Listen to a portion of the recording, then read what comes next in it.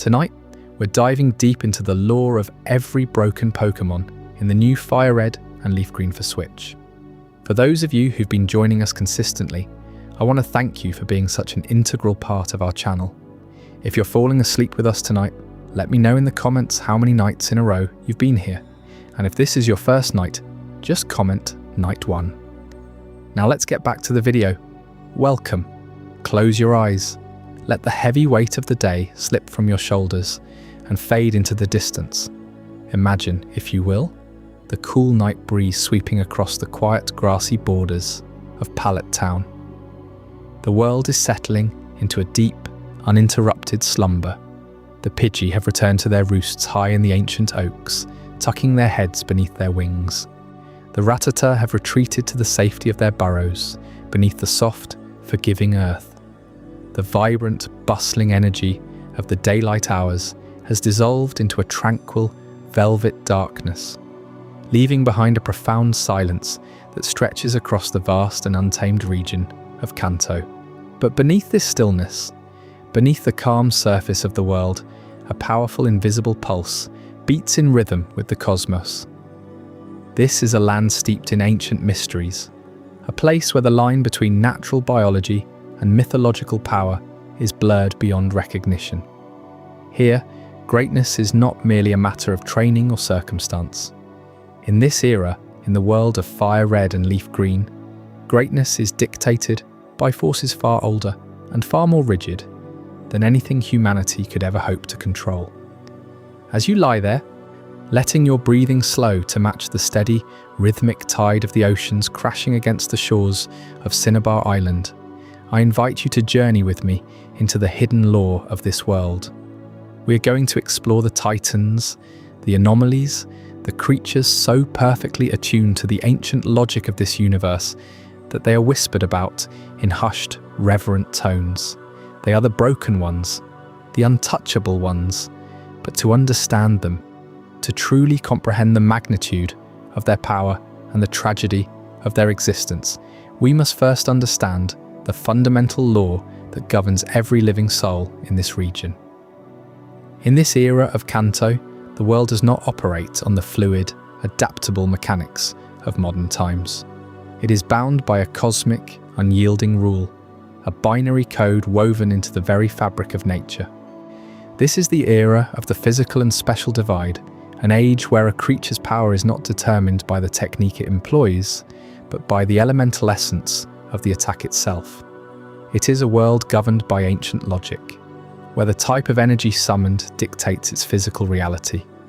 Imagine the ethereal forces of the world: fire, burning with the heat of 1,000 suns, untouched by the fuel it consumes; water, flowing with the crushing, inescapable pressure of the deep ocean, a force of pure, washing energy; electric, crackling with the violent, unpredictable light of a storm, striking from the heavens; grass drawing unseen life from the sun and the soil, a spiritual connection to the earth; ice freezing the very moisture in the air into glittering, deadly shards through pure atmospheric manipulation; psychic, the terrifying, invisible weight of the mind, bending reality without a single touch; and dragon, the ancient, mythical breath of the ancients, a majestic force that predates recorded history. In this world, these 7 elements are inherently special. They are ethereal energies. They do not rely on muscle or bone or sinew. They are the manifestation of spiritual, untouchable power, channeled from the cosmos through the vessel of the creature. To command these forces is to speak the language of the universe itself. But then there are the physical forces, the raw, kinetic, earth-shattering impacts that remind us of the brutal, undeniable reality of nature. Normal, the baseline of biological existence, the sheer force of a body in motion. Fighting, the mastery of martial discipline, the perfection of bodily limits and blunt trauma. Poison, the toxic, corrosive seep of venom through veins, a biological weapon of the flesh. Ground, the trembling, catastrophic shifting of the tectonic plates beneath our feet, the throwing of mud and bone, flying, the slicing, tearing force of the wind against flesh, driven by the beating of massive wings. Bug, the relentless, swarming, chitinous strikes of the hive, the piercing of mandibles and stingers. Rock, the unyielding, crushing weight of stone, hurled through the air. Ghost, the terrifying, physical manifestation of shadows and curses, a cold touch from beyond the grave that leaves a physical bruise. And steel, the cold, impenetrable edge of forged metal, the ultimate defense and the sharpest offense. These 9 forces demand physical contact. They demand mass, velocity, and raw biological strength. This immutable law creates a fascinating and often tragic landscape across the Kanto region. It creates a world of traps and hidden gods. There are majestic creatures, blessed with immense physical strength, whose elemental essence demands they fight with ethereal energy they simply do not possess. They are trapped by their own biology, their true potential, locked away behind a cosmic barrier they can never break. Imagine the sorrow of a creature built like a mountain, forced to rely on a spark of magic it can barely sustain. And then there are the anomalies, the creatures whose biological forms perfectly align with their elemental types, or those who find a way to subvert the rules entirely. These are the beings that rise above the rest, ascending to a state of near godhood. They are the ones who break the system, not through malice, but through the sheer, overwhelming perfection of their existence. When the fundamental law of the universe perfectly matches the beating heart of a monster, the result is a creature of terrifying, awe-inspiring power. As we wander through the shadowed forests and echoing caverns of this slumbering region, we will encounter these legends. We will read the ancient scrolls and listen to the tales passed down by the elders of Lavender Town, the sailors of Vermilion, and the wandering sages of Mount Moon. We will discover a vigilance that never sleeps, a creature of 3 minds and 3 hearts, cursed and blessed to run across the endless plains. We will learn how it channels its physical aggression into a strike that defies the ethereal nature of the wind itself, a perfect fusion of kinetic force and avian fury. We will venture deep into the tropical heat of the southern jungles, where the line between flora and fauna disappears entirely. There, a walking forest of psychic weight opens its many eyes to the blinding sun, its biology a continuous cycle of growth and separation, wielding the combined intellect of multiple ancient minds. We will stand on the edge of a raging storm, feeling the negative ions charge the atmosphere as a living lightning rod hums with the speed of light. We will see how its very fur becomes a weapon of electrical devastation, a hyper-reactive blur of yellow that leaves nothing but ionized air in its wake. We will uncover the truth behind a beast so regal, so magnificently fast that ancient historians mistakenly etched its name alongside the creators of the world. A beast whose inner flame is fueled by a core of pure, unadulterated loyalty, capable of crossing 6,200 miles in a single day and night, its paws barely touching the earth. We will sail the quiet, moonlit waters of the open ocean, guided by the haunting, beautiful melodies of a gentle soul. A survivor of humanity's greed, possessing an intelligence that reads the very hearts of those who ride upon its back, preferring the quiet peace of the waves to the violence of the storm. We will feel the earth tremble beneath the diamond-hard armor of a tyrant king of the plains, a creature whose biology is such a profound mystery that it can master almost any elemental force, bending the ancient laws to its iron will, shattering steel and stone with a single swing of its tail. We will witness the incarnation of pure, unbridled rage, a dragon born from the struggle of a weak fish leaping over a mythological gate, a creature whose history is written in the ashes of burned cities, a paradox of the sea whose true power lies not in the water it commands, but in the kinetic, bone-crushing force of its massive scales. We will find our path blocked by a sleeping mountain, a titan of unending appetite and unshakable calm, requiring 900 pounds of sustenance simply to feel satisfied. Its very flesh acts as an impenetrable thermal shield against the most devastating magical attacks the world can muster. A creature so deeply connected to the rhythm of sleep that children use its belly as a playground. We will stare into the terrifying abyss of an infinite mind, a being whose brain cells multiply until the day it dies, possessing an intelligence so vast and heavy that it must manifest silver spoons through pure psychic will just to anchor its power and support the physical weight of its own head.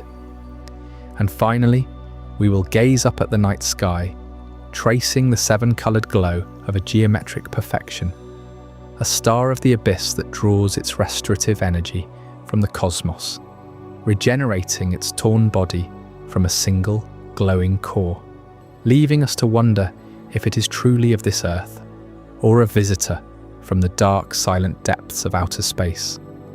Let us linger on the concept of sleep itself, for it is in sleep that the true nature of Kanto reveals itself.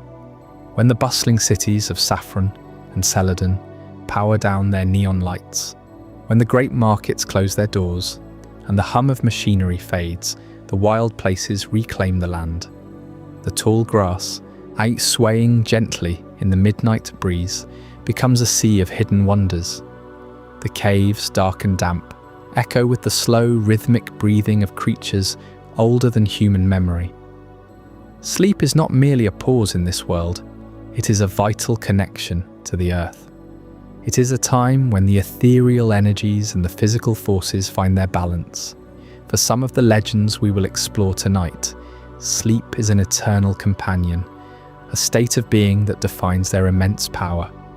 For others, sleep is a luxury they sacrifice, their minds forever awake, forever watching the horizon for threats unseen.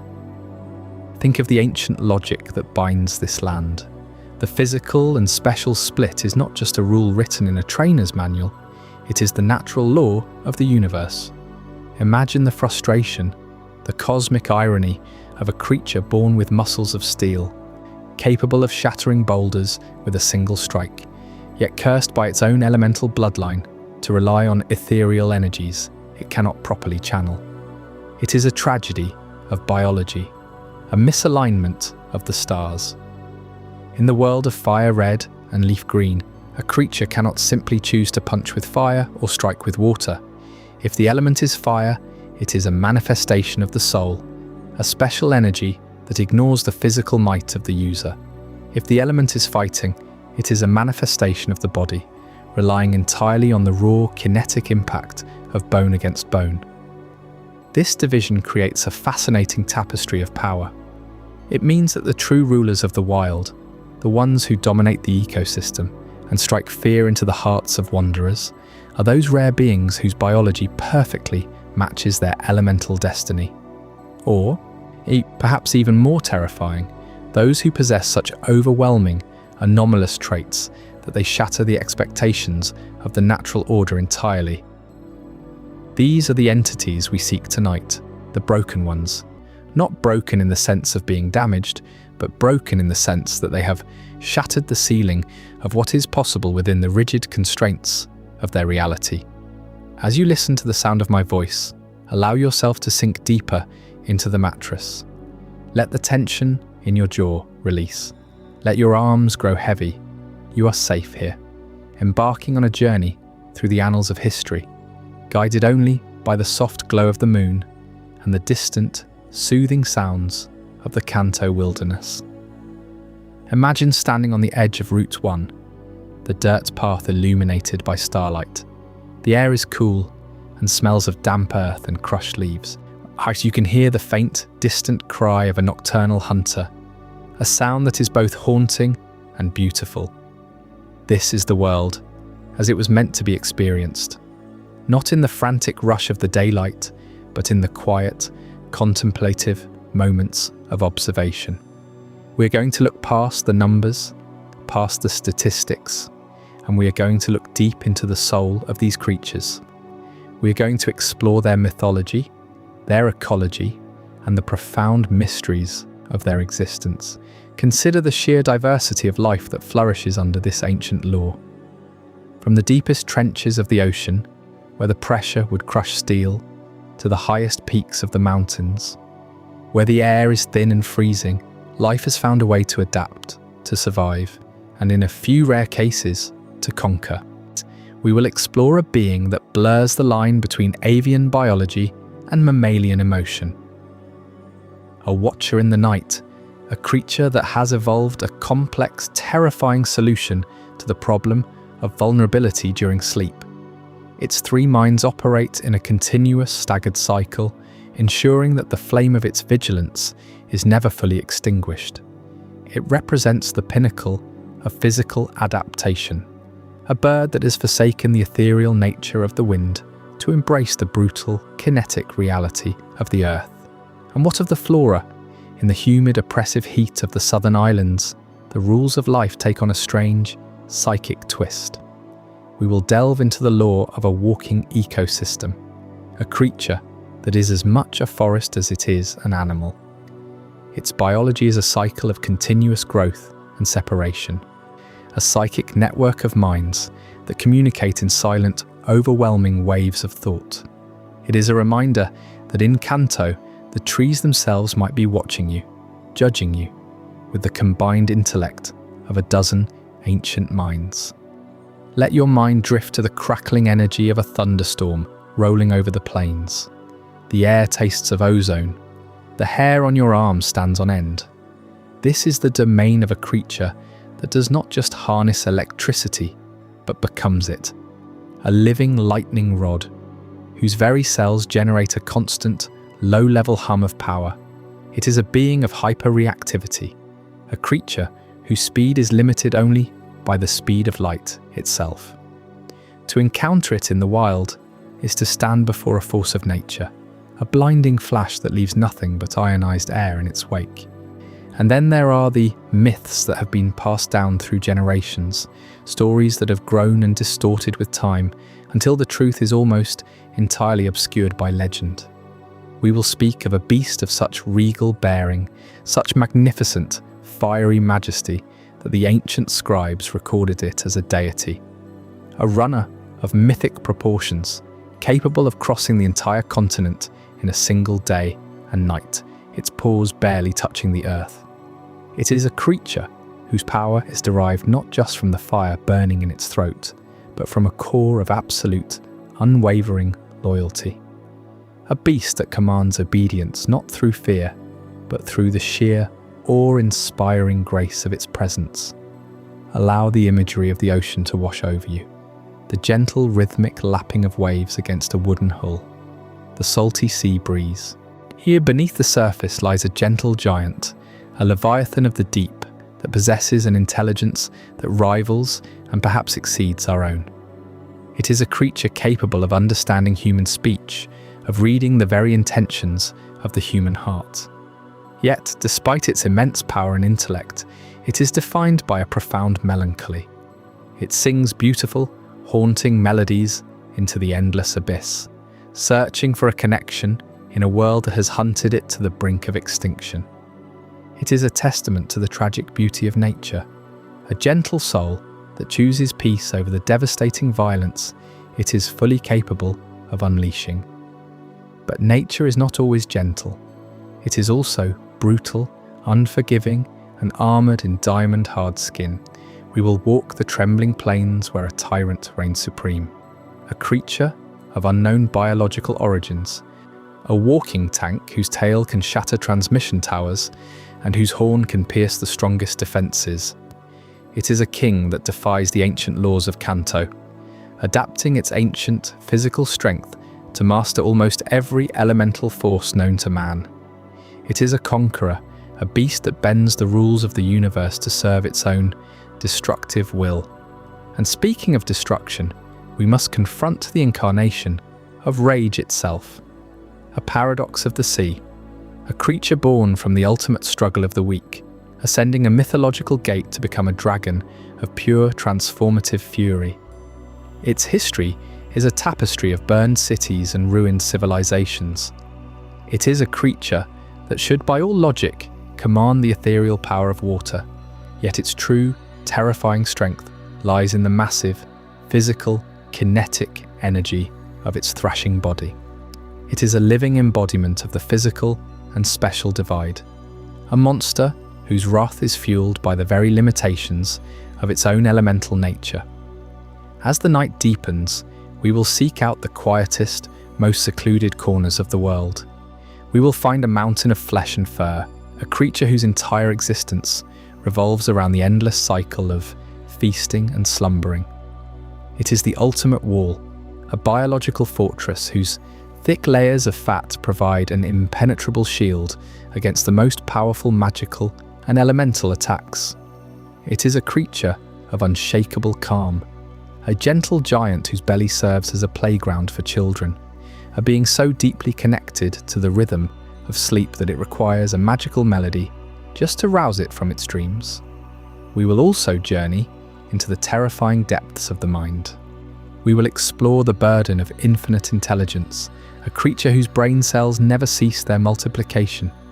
It is a being whose head is so heavy with psychic energy, so burdened by the weight of a memory that never forgets a single detail, that it must use its own telekinetic power just to support its physical form. It is a master of the ethereal, a creature that manifests physical objects through pure thought, just to channel the overwhelming, terrifying power of its intellect. And finally, we will look to the stars, to the deepest trenches of the ocean where the light of the sun never reaches, and yet a seven-coloured glow illuminates the abyss. We will study the gem of the sea, a creature of such geometric perfection and mysterious regenerative power that many believe it is not of this world at all. It is a being that draws its energy from the cosmos, sending silent signals into the night sky, a beautiful, devastating enigma that bridges the gap between the depths of the ocean and the infinite expanse of outer space. These are the stories we will unravel tonight. These are the legends of Kanto, the creatures that have broken the mold, shattered the ancient laws, and etched their names into the bedrock of history. As you lie in the quiet dark, let your breathing become slow and steady. Inhale deeply, drawing in the cool, tranquil air of the night. Exhale slowly, releasing any lingering thoughts, any remaining tension. You're about to embark on a journey through time and myth. You're about to discover the lore of every broken anomaly in the era of FireRed and LeafGreen. Let the ancient logic of the physical and special divide fade into the background as we focus on the essence, the soul, and the atmospheric wonder of these incredible beings. The world of Kanto is sleeping, and it is time for us to walk its dreamscapes. Let the silence of the room wrap around you like a heavy, comforting blanket. The journey ahead is long, but there is no rush. We have all the time in the world. The night is ours, and the ancient scrolls are waiting to be unrolled, one by one. Think about what it means to be broken in a world of such strict, unyielding laws. To be broken is not to be flawed. In the context of this ancient Kanto, to be broken is to be perfect. It is to be an anomaly of evolution, a statistical impossibility that has manifested into living, breathing reality. It is the universe making an exception to its own rules. When we look at the creatures of this world, we often see them as mere tools, companions in a journey of human ambition. But tonight, we strip away the human element. We look at these titans as they exist in the wild, and in the absence of commands and captures. We look at them as the gods and monsters of their own sprawling ecosystems. How does the walking jungle perceive the passing of seasons? What does the living lightning rod dream of when the skies are clear and the air is still? What sorrow fills the heart of the gentle sea leviathan as it navigates the lonely, echoing canyons of the ocean floor? This is the lore that goes beyond the surface. This is the mythology that the people of Kanto whisper around campfires in the deep woods of Viridian, or share in hushed tones over warm drinks in the snow-covered cabins of Seafoam. The physical and special split is the canvas, but these 10 creatures are the masterpieces painted upon it. They are the brushstrokes of chaos and perfection that bring the world to life. As we prepare to delve into the first of these legends, I want you to completely surrender to the narrative. Let the images paint themselves behind your closed eyelids. Feel the ground tremble, hear the distant haunting cries, see the flashes of elemental light piercing the darkness. The world of FireRed and LeafGreen is not a game tonight.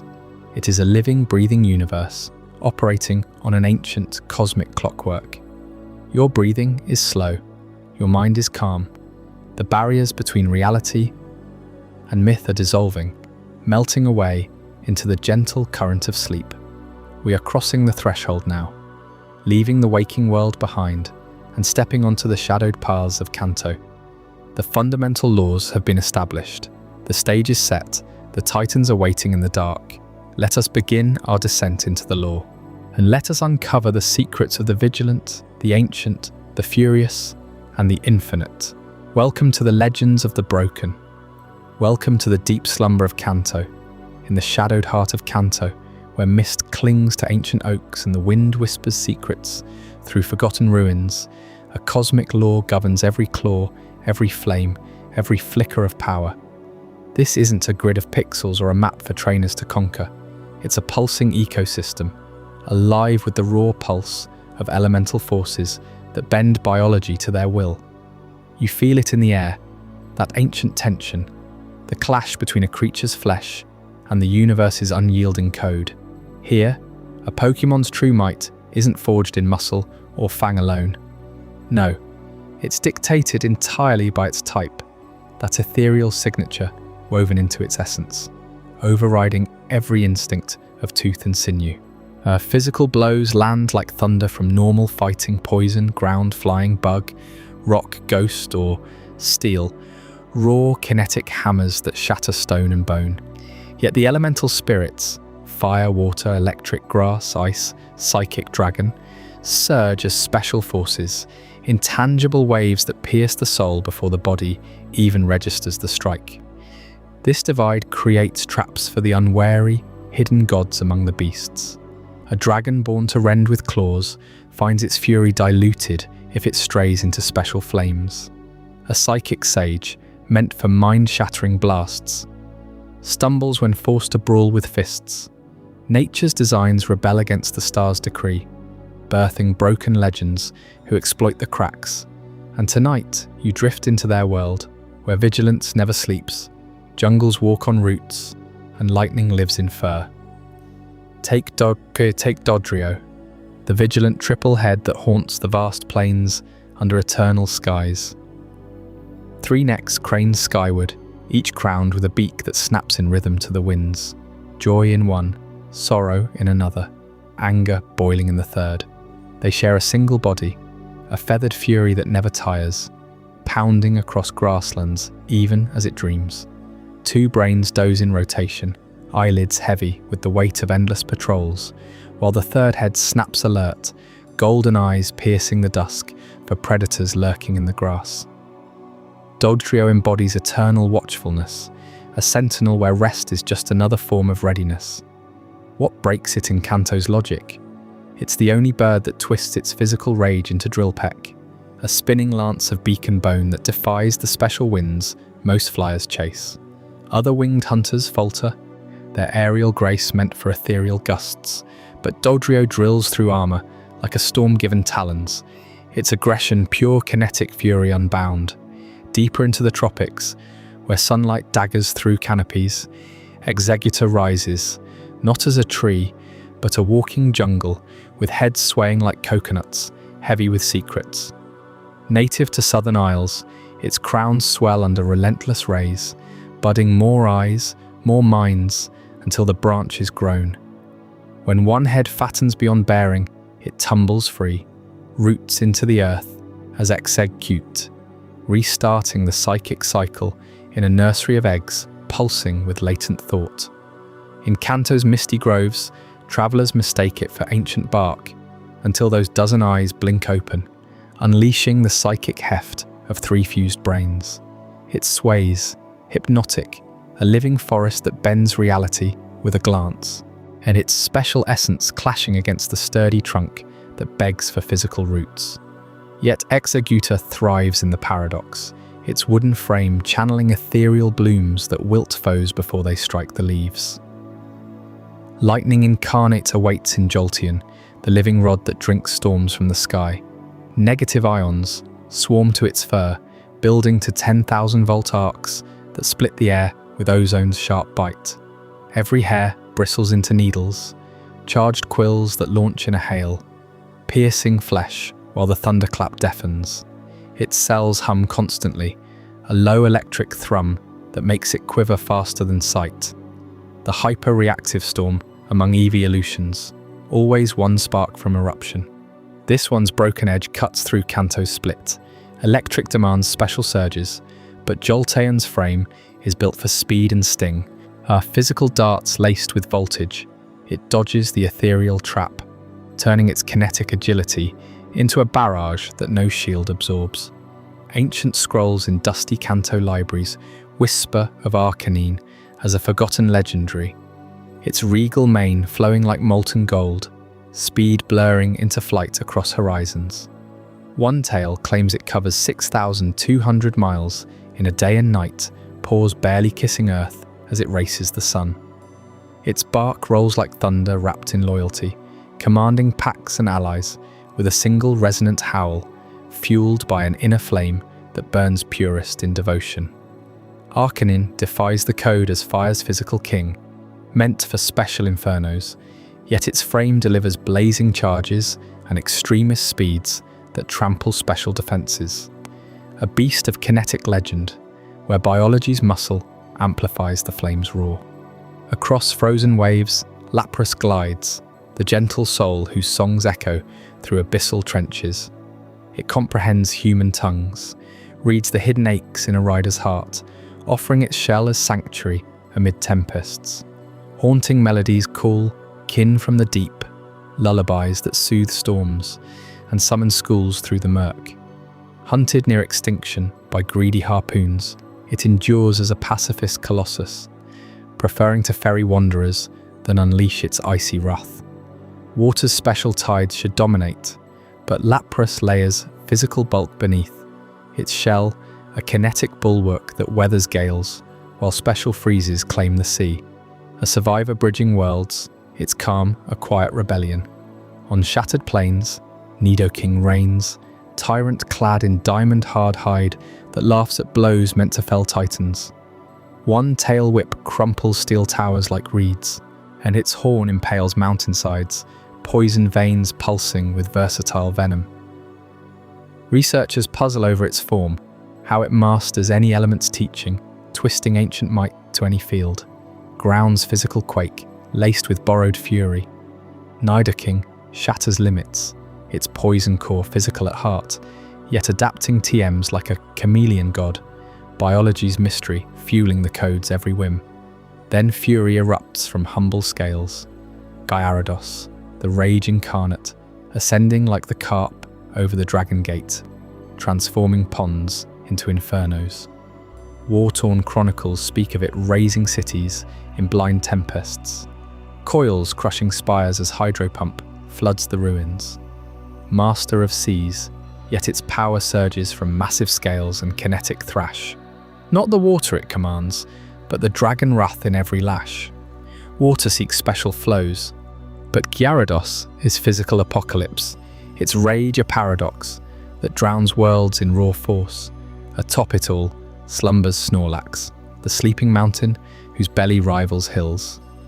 900 pounds of fare vanish daily into its maw, stomach acids devouring rot without a burp, forging energy from excess.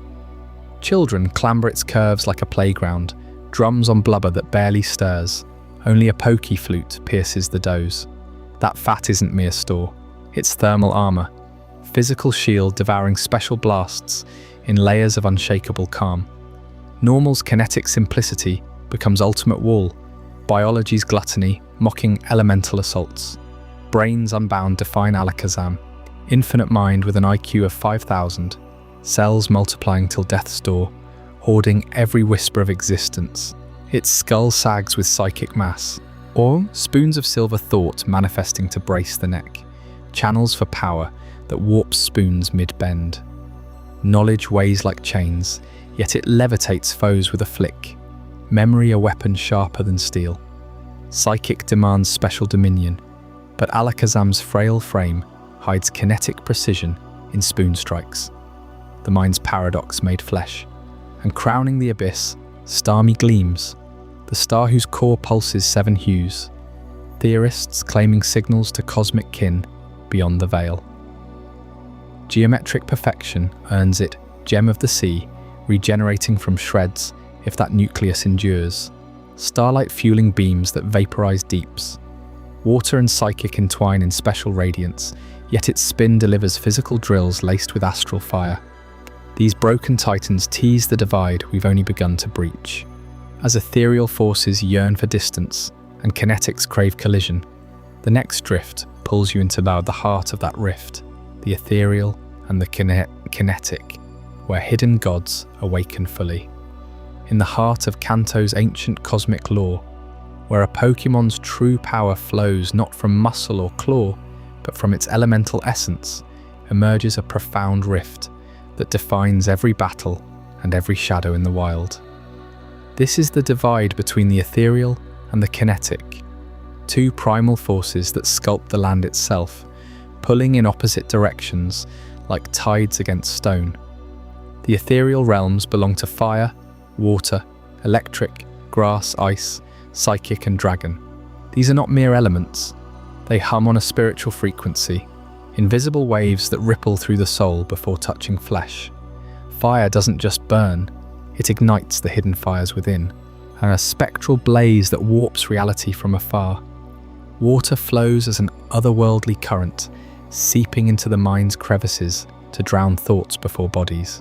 Electric crackles across the ether, a storm of pure potential that strikes without a single step forward. Grass whispers ancient growth spells, roots delving into the earth's memory. Ice freezes time itself, a crystalline veil over the spirit. Psychic bends the fabric of will, and dragon. Dragon breathes the breath of gods, ancient and unbound. Opposing them stand the kinetic forces, normal, fighting, poison, ground, flying, bug, rock, ghost and steel. These are the raw collisions of the world. Fists shattering bone, toxins seeping through skin, earth erupting in brutal upheaval. They demand contact, momentum, the grind of body against body. And a flying type doesn't glide on winds of thought. It slices the air with wings like blades. Ground quakes with the weight of mountains falling. Steel clashes in unforgiving sparks of metal on metal. Ghost slips through shadows, not as a spectre of mind, but as a chilling grasp from the grave. Yet Kanto teems with traps, cruel illusions, where a Pokémon's hulking frame screams kinetic might, only to unleash ethereal fury. A beast rippling with muscle might harbour a dragon's soul, its roars channeling spiritual tempests instead of mere charges. These anomalies lurk in the wilds, deceiving trainers who judge by brawn alone, turning the plains and forests into labyrinths of mismatched power. Take Dodrio, the vigilant triple head, ranking 10th among these broken wonders. Its 3 heads embody joy, sorrow, and an anger, eternal sentinels perched atop a body built for endless plains. Even in sleep it thunders across the grasslands, brains rotating, rest like a ceaseless watch. 2 may slumber under the stars, but the 3rd scans the horizon, eyes piercing the dark for predators. This eternal vigilance defies Kanto's birds, who lean toward ethereal flight. Dodrio channels pure kinetic rage into Drill Peck, a spiraling lance that bores through armor, proving a physical predator can pierce the special veil. Executor follows at 9th, the walking jungle that blurs tree and terror. Hailing from southern tropics, its heads swell under relentless sun. budding larger, more numerous, until one detaches in the cycle of life, reforming as execute to restart the psychic loop. In Kanto's cooler shades, it masquerades as ancient bark, eyes sealed, and until they snap open, 7 brains converging in ethereal psychic weight. What seems a rooted, kinetic trunk sways with spiritual force, branches whipping like living vines infused with grassy mysticism. Jolteon surges in at 8th, the living lightning rod, fur a forest of ionic needles. It draws negative ions from storm-laced skies, unleashing 10,000-volt blasts that arc through the air like vengeful spirits. Every hair bristles, sharpening into charged quills that rain down on foes, while its cells hum a constant electric thrum, the hyper-reactive pulse among evolutions. Electric's ethereal domain courses through this kinetic frame, turning speed into a blur of otherworldly shocks. Arcanine claims 7th, the beast once etched in scrolls as legendary, its regal mane flowing like flames from another realm, and it devours 6,200 miles in a day and night, legs blurring into flight across scorched earth. That bark, a thunderous command born of loyalty, bends wills instantly. Its inner fire not kinetic heat, but a special blaze of devotion. Ancient Cantonians bowed to this paradox, a physical runner wielding ethereal inferno. Lapras drifts 6th, the gentle soul of the sea, intellect so vast it deciphers human tongues and peers into riders' hearts. Its songs echo hauntingly over abyssal waves, lures to kin lost in the deep. Hunted near extinction, it bears humans on its shell, with quiet grace, shunning conflict for transport. Water's ethereal flow sings through this massive form, a psychic undercurrent in its calm eyes, defying the kinetic crash of ocean giants. Nidoking rules 5th, tyrant of the plains, a skin diamond hard against shattering blows. Its tail fells transmission towers in one sweep, horn-piercing fortresses like ethereal venom. Researchers puzzle over its biology, a kinetic armoured core mastering every elemental, TM, adapting ancient strength to special barrages, a ground king's versatile throne. Gyarados roars forth, incarnation of rage, born from carp legends, leaping dragon gates in transformative fury. War-torn records whisper of its rampages, cities reduced to ash in mindless tempests. Though Seamaster, its power surges kinetic, scales like battering rams, not water's spiritual waves, a physical paradox devouring the ethereal domain it mimics. Snorlax slumbers 3rd, the sleeping mountain devouring 900 pounds daily, stomach acids dissolving rot without stir. Children clamber its belly like a hill, and unshakable until the pokey flute wails. That fat layer shields not just thermally, but against special onslaughts, a normal type wall turning ethereal assaults into futile ripples. Alakazam gleams 2nd, infinite mind with an IQ of 5,000, brain cells multiplying till death, memory etching every whisper of existence. Its skull sags with psychic overload, spoons manifested from pure thoughts to channel the torrent, psychic's ethereal pinnacle in a frail frame, holding the universe's weight aloft. At first towers Starmie, the star of the abyss, core pulsing 7 colours, signals to extraterrestrial kin, some swear. Geometric perfection earns it Gem of the Sea, regenerating from ruin if that nucleus endures, stars fueling water and psychic beams. What appears a kinetic drifter spins ethereal devastation from cosmic depths. And these broken souls expose Kanto's code fracturing at the seams, where ethereal whispers clash with kinetic thunder in ways no logic predicts. Anomalies in the code await, hidden glitches that rewrite the rules entirely. Yet within this divide, where ethereal forces hum like distant stars and kinetic blows crash like thunder, certain creatures have shattered the code. Pokémon that were never meant to wield both realms at once, their biology twisting the ancient law into something divine. These are the broken ones, evolved not by chance, but by some forbidden hunger to transcend the split. They walk among us, disguised in the tall grass, not as freaks of power, but as hidden gods, their forms pulsing with secrets that rewrite Kanto's very essence. As the moon climbs higher over the plains, casting silver on the whispering reeds, we set out on this nocturnal path. Together you'll feel the earth's subtle tremors from their steps, hear the myths breathed by elders around campfires, and sense the biological enigmas that make them eternal. 10 titans await, each a crack in the cosmos, guarding truths that could unravel the world. And already from the horizon comes the faint cry of an avian watchman, its 3 heads scanning the dark, ensuring nothing escapes its gaze. 10th among these broken gods stands Dodrio, the vigilant triple head. Picture its vibrant plumage slicing through the windswept fields, 3 necks weaving like living flames. Each head embodies a raw emotion, joy in its cheerful trill, sorrow in a mournful droop, anger in eyes like polished obsidian. They share one body, yet their brains operate in perfect, tireless relay. While 2 slumber, the 3rd remains alert, feathers ruffled against the chill night air, ever watchful for shadows in the grass. This eternal vigilance turns it into Kanto's sentinel, running endless plains even in dreams, its stamina a bottomless well. And in drill peck it channels brutal physical fury through a beak that pierces like forged steel, defying the ethereal drift of its fellow flyers. A god of unyielding awareness, Dodrio ensures the night holds no surprises. 9th is Executor, the walking jungle that blurs the line between tree and titan.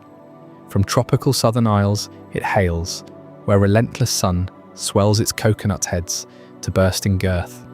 You can almost taste the humid air around it, thick with the scent of overripe fruit and psychic sap. When one head grows too heavy, it detaches in a soft thud, rolling away to cluster with others as execute, restarting the cycle of mind-born life. In Kanto's cooler groves, it masquerades as ancient bark, motionless until dozens of eyes blink open, unleashing the psychic storm of 3 or more interlinked brains.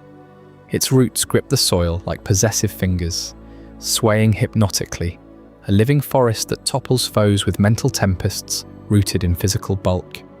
Broken by its dual nature, Executor embodies growth without end, a verdant deity, thriving where others wither. 8th races as Jolteon, the living lightning rod, its form a frenzy of static and speed. Negative ions flock to it from storm-laden skies, coiling in its fur until it unleashes 10,000-volt blasts that split the air with ozone's sharp tang. Every needle-like hair erects in battle, transforming into charged quills that launch like a hail of thorns, embedding deep before discharging. Deep within, its cells buzz with a perpetual electric hum, low and insistent, making it twitch with hyper-reactive fury, the swiftest of Eevee's kin. You feel the ground crackle under its paws as it blurs past, physical agility fueling special tempests that no predator survives. Jolteon, the storm incarnate, breaks the code by weaving lightning's ethereal fury into a body built for the chase. At 7th looms Arcanine, the so-called legendary beast, its silhouette etched in ancient scrolls as a divine runner. Mistaken for myth due to its flowing mane, like molten gold, and legs that devour horizons, it dashes 6,200 miles in a single day and night, blurring into flight across misty valleys. Its bark echoes like a king's decree, commanding packs with resonant power born of unyielding loyalty. Flames erupt from a core of pure devotion, not wild rage. Special infernos hurled by a frame of kinetic majesty. Feel the heat radiating from its pelt as it bounds through twilight, eyes gleaming with regal fire. Arcanine defies the split, its physical prowess igniting ethereal blazes, a loyal god racing through Kanto's legends. 6th glides as Lapras, the gentle soul of the sea, its shell a cradle under starlit waves. With intelligence that pierces human tongues, it reads the hearts of riders, carrying the weary, across churning depths without a ripple of malice. Its songs drift like fog, haunting lullabies that call kin from abyssal trenches, melodies so pure they soothe tempests to stillness. Hunted near extinction by greedy hands, and it endures as a serene giant, preferring the weight of passengers to the clash of battle.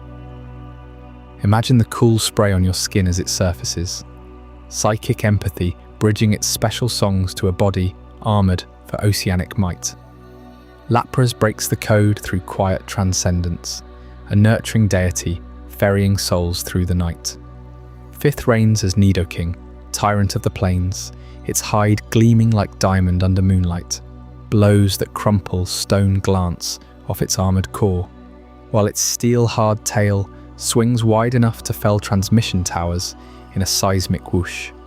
The horn atop its crown impales fortresses, physical dominance laced with a biology that devours any element, mastering techniques from fire's roar to thunder's crack. Researchers whisper of its enigmatic origins, a king adapting ancient brute force to every battlefield, unstoppable and inscrutable. You sense the ground shudder as it charges, a versatile god whose kinetic shell channels forbidden ethereal might. Fourth erupts as Gyarados, incarnation of rage, born from humble Magikarp scales, in a fury that mirrors the Carp's legendary leap over the Dragon Gate. Ancient records scar with tales of its rampages, coiling skies during wars, hyper beams razing cities to ash in blind wrath. Though Lord of Seas, its power surges from massive physical scales and thrashing coils, not the waters it commands, defying the special essence of its domain with raw, dragon-like kinetics. Feel the whirlpool's pull as it rises, fins slicing air, a transformative beast whose broken rage reshapes coastlines. Third slumbers as Snorlax the Sleeping Mountain, its bulk a landscape unto itself.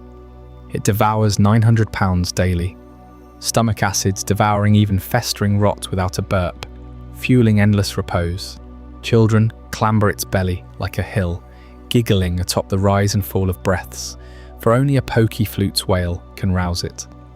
That vast fat layer isn't mere storage, it's a fortress, thermal barrier and physical shield devouring special assaults like mist.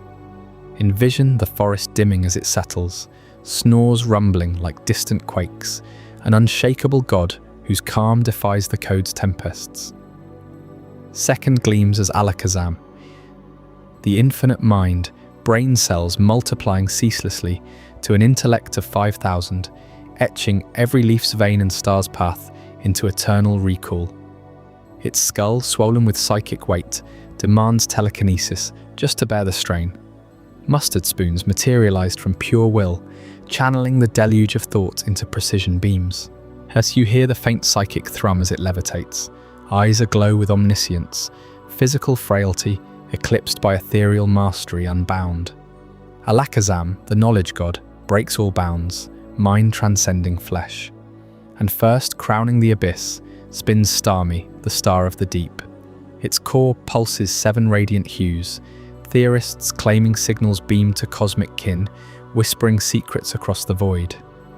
Geometric perfection earns it the title, Gem of the Sea, body a flawless prism drawing stellar energy. Tear it asunder, and as long as the nucleus endures, it reforms, regenerating limbs in iridescent waves, powering elemental beams that carve ocean trenches. Sense the bioluminescent glow piercing midnight waters, an extraterrestrial deity whose special radiance fuses with kinetic regeneration. These anomalies whisper of greater mysteries still, their godly strides echoing through Kanto's veins. But to truly grasp the first guardian of this pantheon, join me in Chapter 4, the vigilant triple head, where Dodrio's 3 brains reveal why nothing in the night evades its piercing stare. What eternal pacts does it keep with the plains themselves? Among these hidden gods lurking in the tall grass, the first to emerge from the shadows of Kanto's plains is Dodrio, the creature that defies rest itself. Picture a bird born from the law of three, its three heads crowned like sentinels, atop a body forged for endless flight across windswept fields. Each head pulses with a distinct essence, joy in the one that trills with vibrant calls at dawn, sorrow in the middle that weeps silent tears during storms, and anger in the final snarling guardian that lashes out at any threat. So they share not just a neck but a singular, thunderous heartbeat, their minds woven into a triad that no other Pokémon can comprehend. This unity hides a biological nightmare, one that scholars in Celadon City whisper about in hushed tones late into the night. Dodrio doesn't possess a single brain like the rest of us, mortals. No, it harbours three fully formed brains, each encased in its own skull, connected by nerves that fire like lightning across a shared spinal cord. Dissections, rare and forbidden, reveal these organs pulsing independently, processing sights, sounds, and scents from the world beyond. One brain might savour the taste of fresh berries scattered by the wind, while another calculates the trajectory of a distant Pidgeot's dive. The third? It broods on grudges from battles long past. Together, they command legs that pound the earth at speeds rivaling Arcanine's sprint, propelling this triple-headed beast over horizons without pause. In a region where power flows from type's ancient decree, Dodrio's physical fury, its raw, kinetic strikes, clashes against the ethereal leanings of Kanto's flying kin, turning it into a predator that pecks through steel as if it were parchment. Yet the true horror lies in its sleepless vigil, the myth of the watchman that shepherds have etched into cave walls across Route 11. While two heads droop in slumber, feathers ruffled by the cool prairie breeze, the third snaps awake, eyes gleaming like polished obsidian under moonlight. It stares into the encroaching dark, unblinking, scanning for the rustle of a lurking primeape or the glint of a Fearo's talons. This rotation never falters, the brains trade watch in seamless cycles, ensuring Dodrio's flock, those rare herds that roam the outskirts of Saffron, remains untouched by the night's predators. Imagine the sound, the rhythmic thud of hooves on damp soil, interrupted only by the occasional, eerie caw from the alert head, a warning that echoes across miles. Farmers swear they've seen it at midnight, barreling through fog-shrouded meadows with infinite stamina, two heads snoring softly while the third pivots, ever watchful. This eternal vigilance isn't mere survival. It's a symbol etched into Kanto's soul, a reminder that in a world teeming with hidden gods, true power demands sacrifice. Dodrio runs even in its fragmented dreams, covering vast plains without faltering, its three minds taking turns to recharge while the body surges onward. Joy dreams of endless skies, a sorrow of lost nests, anger of crushed foes, but none ever fully yields to sleep. Predators learn quickly to avoid the herds. One wrong step and the awakened head unleashes a fury that shatters boulders, its beak drilling with the force of a meteor. In the physical special divide, where most birds channel special winds and gales, Dodrio alone masters the paradox of pure aggression, its drill. Peck a lance of kinetic devastation that pierces the veil between flesh and ether. Whispers from Fuchsia City's safari zone tell of Dodrio leading migrations through blizzards, the watchman's gaze cutting through whiteouts like a beacon. Elders speak of ancient pacts, where tribes offered tribute to these triple heads for protection, their songs invoking the law of three to ward off famine and flood. One head laughs at bountiful hunts, as another mourns the weak fallen behind, the last growls defiance at the storm itself. This creature embodies Kanto's brutal poetry, joy fleeting, sorrow enduring, anger eternal, all bound in a body that never truly rests. As we turn from these plains to the shadowed groves, where another anomaly awaits, prepare yourself for Chapter 5, the paradox of the drill tech. What secret allows a bird of vigilance to twist its beak into a weapon that defies the skies themselves? Those three brains, pulsing in unison yet distinct, don't just share a body. They orchestrate an endless vigil that defies exhaustion itself. Dodrio never truly sleeps, you see. It charges across the moonlit plains of Kanto's vast grasslands, legs blurring into a relentless rhythm, while two heads droop in slumber and the third snaps alert, eyes gleaming like polished obsidian under the stars. Predators lurk in the shadows of those endless fields, but Dodrio senses them long before they close in, its awake mind whispering warnings to the resting ones through nerves that hum like taut wires. Picture the scene on a night when the full moon hangs low, silvering the dew-kissed grass that stretches to the horizon. Dodrio doesn't falter. Its feathers ruffle in the cool wind, carrying the scent of distant rain as it covers miles without pause. One brain rests, processing dreams of joy from the left head. Another sinks into sorrow's quiet depths on the right. The central one, fueled by anger, scans the dark. They rotate seamlessly, a biological relay that keeps the body in motion. Travelers in Kanto whisper of these nocturnal runners, their thunderous footfalls echoing like distant drums, a testament to vigilance etched into flesh. No other creature endures like this. Dodrio's stamina is infinite, a paradox born from divided consciousness. But what fuels this unyielding drive? It's not mere endurance that makes Dodrio a force of nature. Beneath those vigilant heads lies the true secret, the mastery of the drill peck. This isn't some fleeting strike. It's a weapon honed by eons of survival on those very plains. Dodrio spins its neck with ferocious precision, beak hardening into a living spear that drills through stone or scale alike. The air whistles as it launches, a kinetic blur that channels every ounce of pent-up aggression from its triple minds into a single, devastating point. You feel the paradox here, deep in Kanto's ancient logic. Flying types across the region, Pidgeot soaring on ethereal winds, Fearow slicing clouds with spectral grace. They lean toward the special, those intangible forces of wind and sky that bend reality without touch. Their power whispers through the ether, elusive and spiritual. Dodrio defies it all. Its aggression is raw, physical, a brutal collision of muscle and momentum. The drill peck embodies this rebellion. No mystic gales, just the crunch of beak meeting bone, the spray of shattered earth. Those three emotions, joy in the hunt, sorrow for the fallen, anger unleashed, converge in the strike, turning emotional chaos into unstoppable force. Other birds glide above the fray.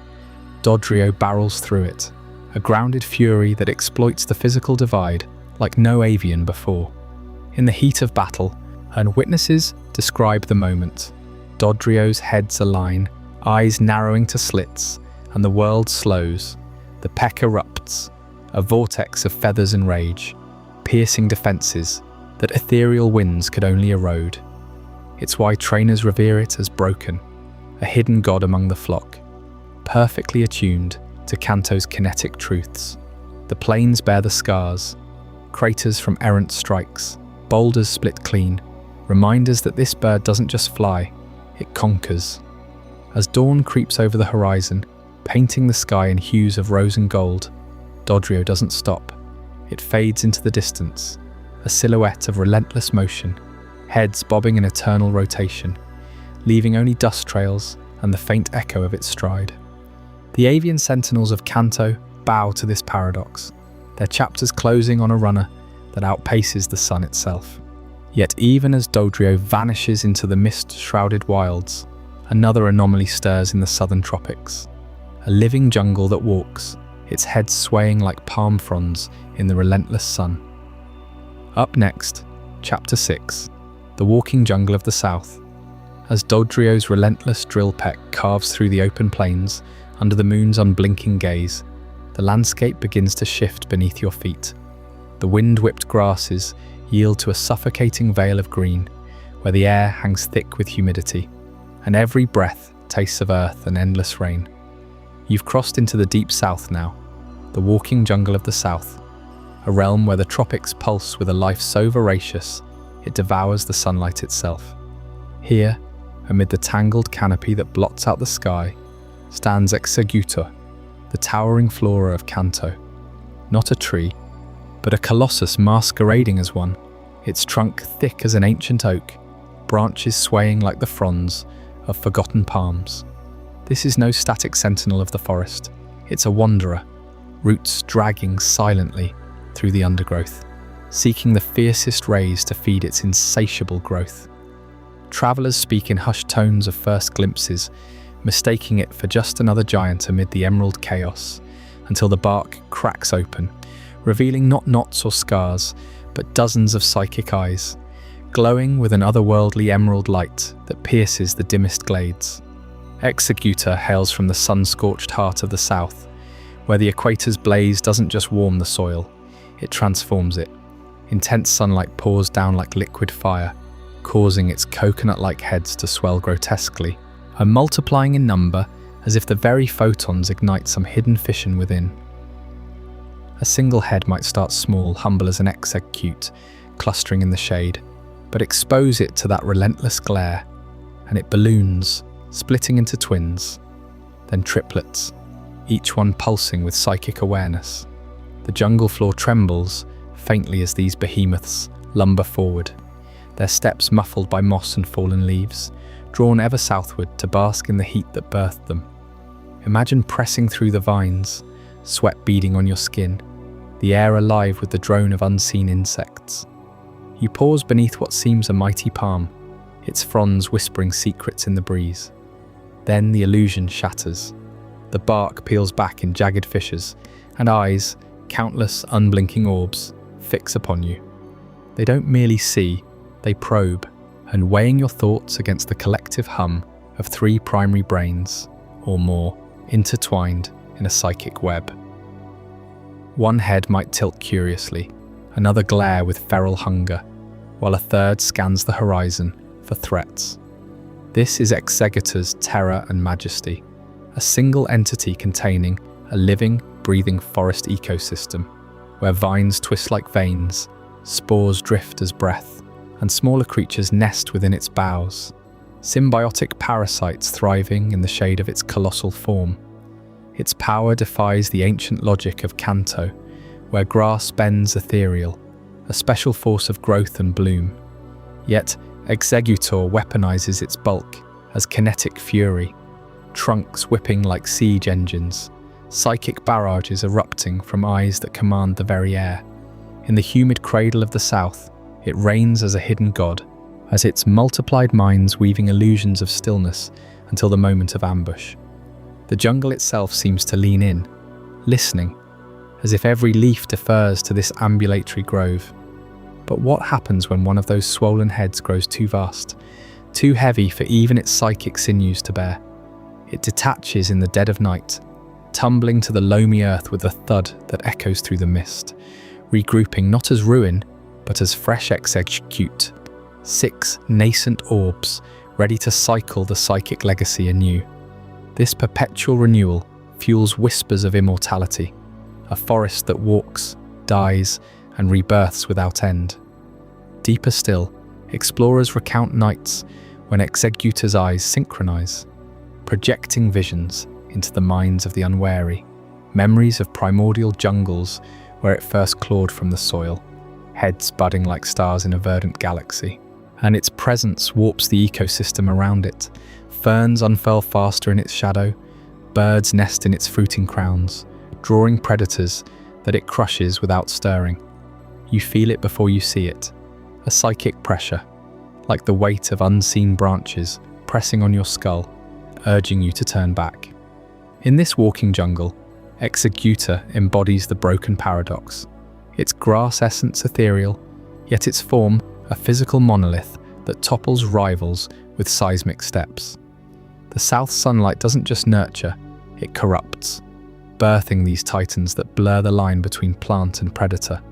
And as one head falls to seed the next generation, you can't help but wonder about the full cycle unfolding in the shadows ahead. That brings us to Chapter 7, the cycle of the falling head, where the true rhythm of renewal reveals itself in ways that will leave you questioning the very roots of life in Kanto.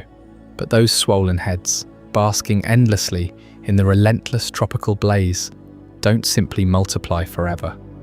There's a threshold, a point where the sheer mass of psychic energy within them becomes too much for even the sturdiest stalk to bear.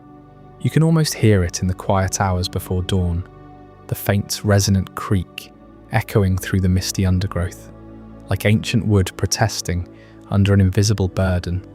One head, gorged on sunlight and saturated with the collective thoughts of the jungle, begins to sag. Its fronds droop, not from thirst, but from the overwhelming psychic density pulsing inside. This isn't decay, it's culmination. The energy, drawn from years of absorbed starlight and the whispered secrets of the canopy, condenses into a glowing core that weighs as much as a boulder forged from pure thought. The neck thins, frays at the base, not with rot, but with a deliberate severance, guided by the tree's own instincts.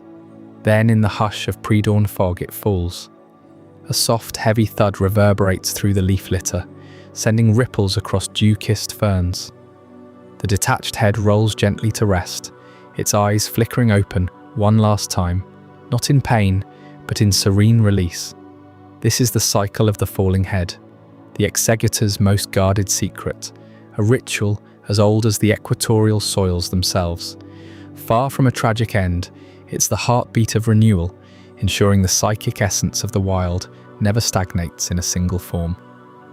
Picture the fallen head lying there, nestled among the roots of its former host. At first it seems lifeless, a colossal seed pod camouflaged as ordinary flotsam. But beneath the husk, that psychic payload stirs. Tiny fissures crack open along its surface, not from fracture, but from emergence. Sprouts of nascent life unfurl. 6, sometimes 7, perfectly formed execute emerge, each a miniature echo of the parent head, clustered together in instinctive unity.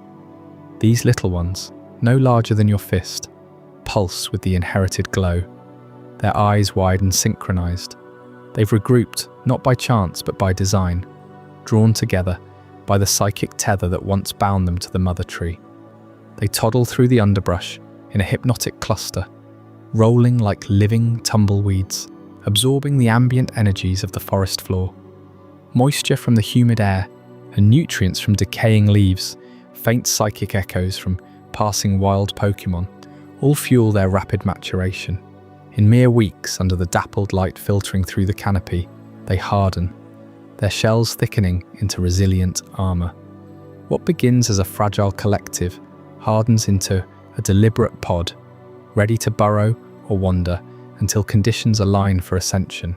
And when they do evolve, triggered by the same southern sunlight that bloated their progenitor, they rise once more as a fresh executor, stalks shooting skyward, heads budding anew.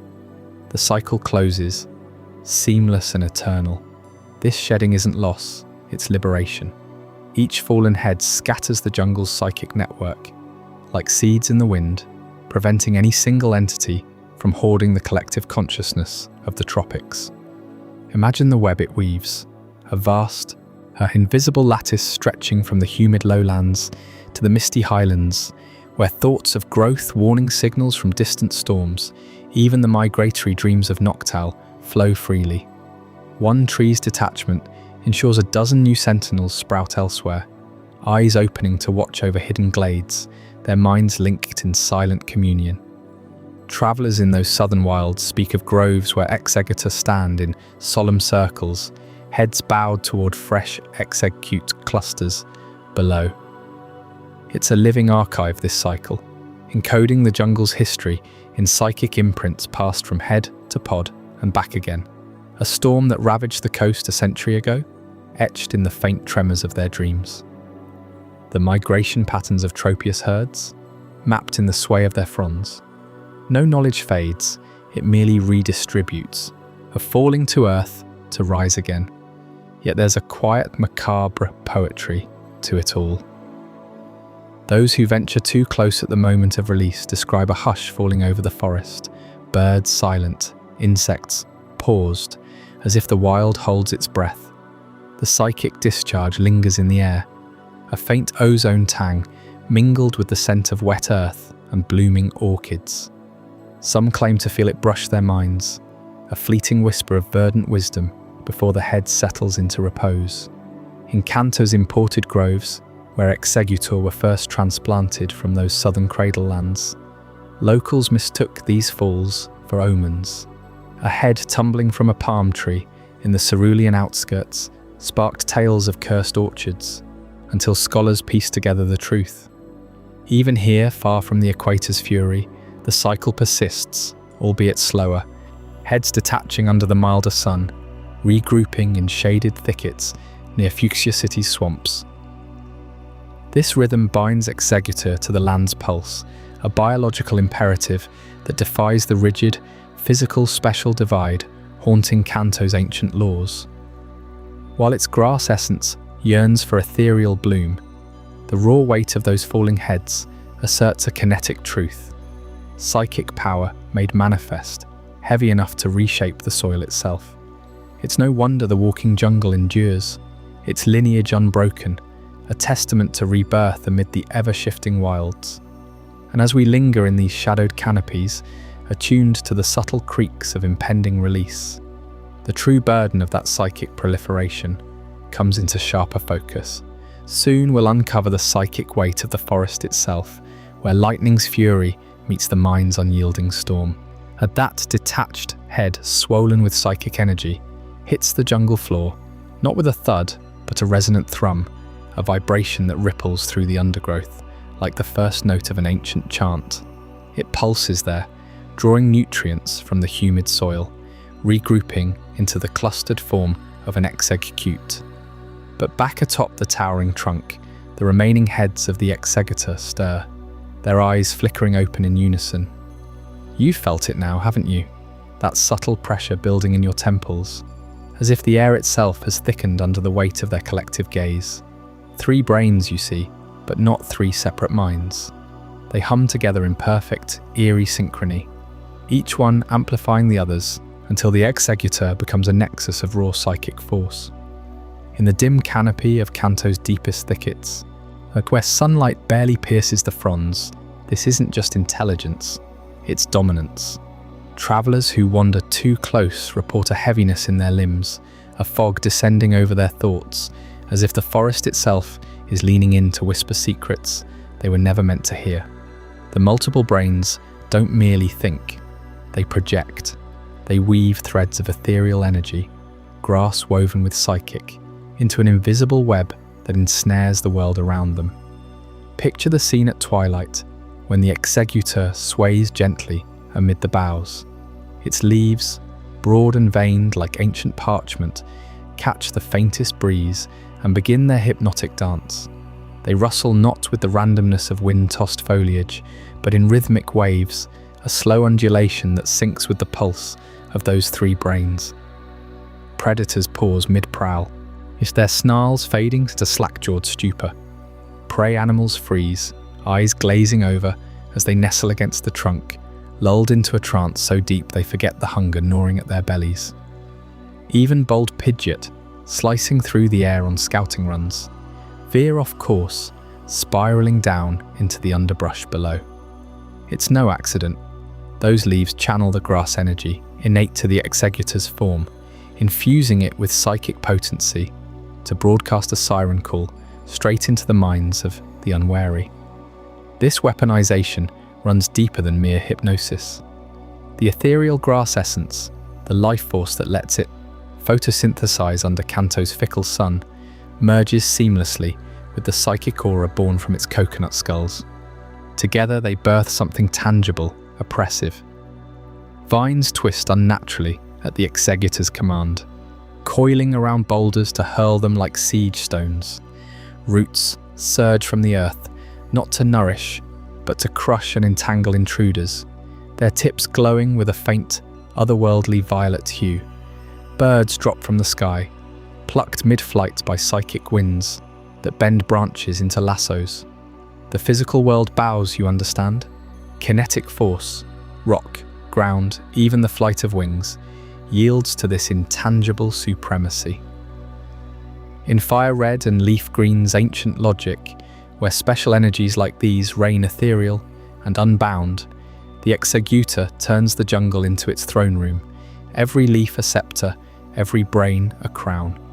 Deep in those southern tropics it calls home, where the air hangs heavy with mist, and the scent of overripe fruit, the pressure intensifies. Sunlight, that great catalyst, doesn't just make the head swell. It supercharges the neural storm within. Each brain processes the world in layers, scents from miles away, the flutter of a distant caterpillar's wings, the subtle shift in soil moisture before rain. United, they foresee threats, orchestrate ambushes, and reshape the terrain. A lone hiker once described it, approaching what he thought was a peculiar palm. He felt his memories unspool like thread from a loom.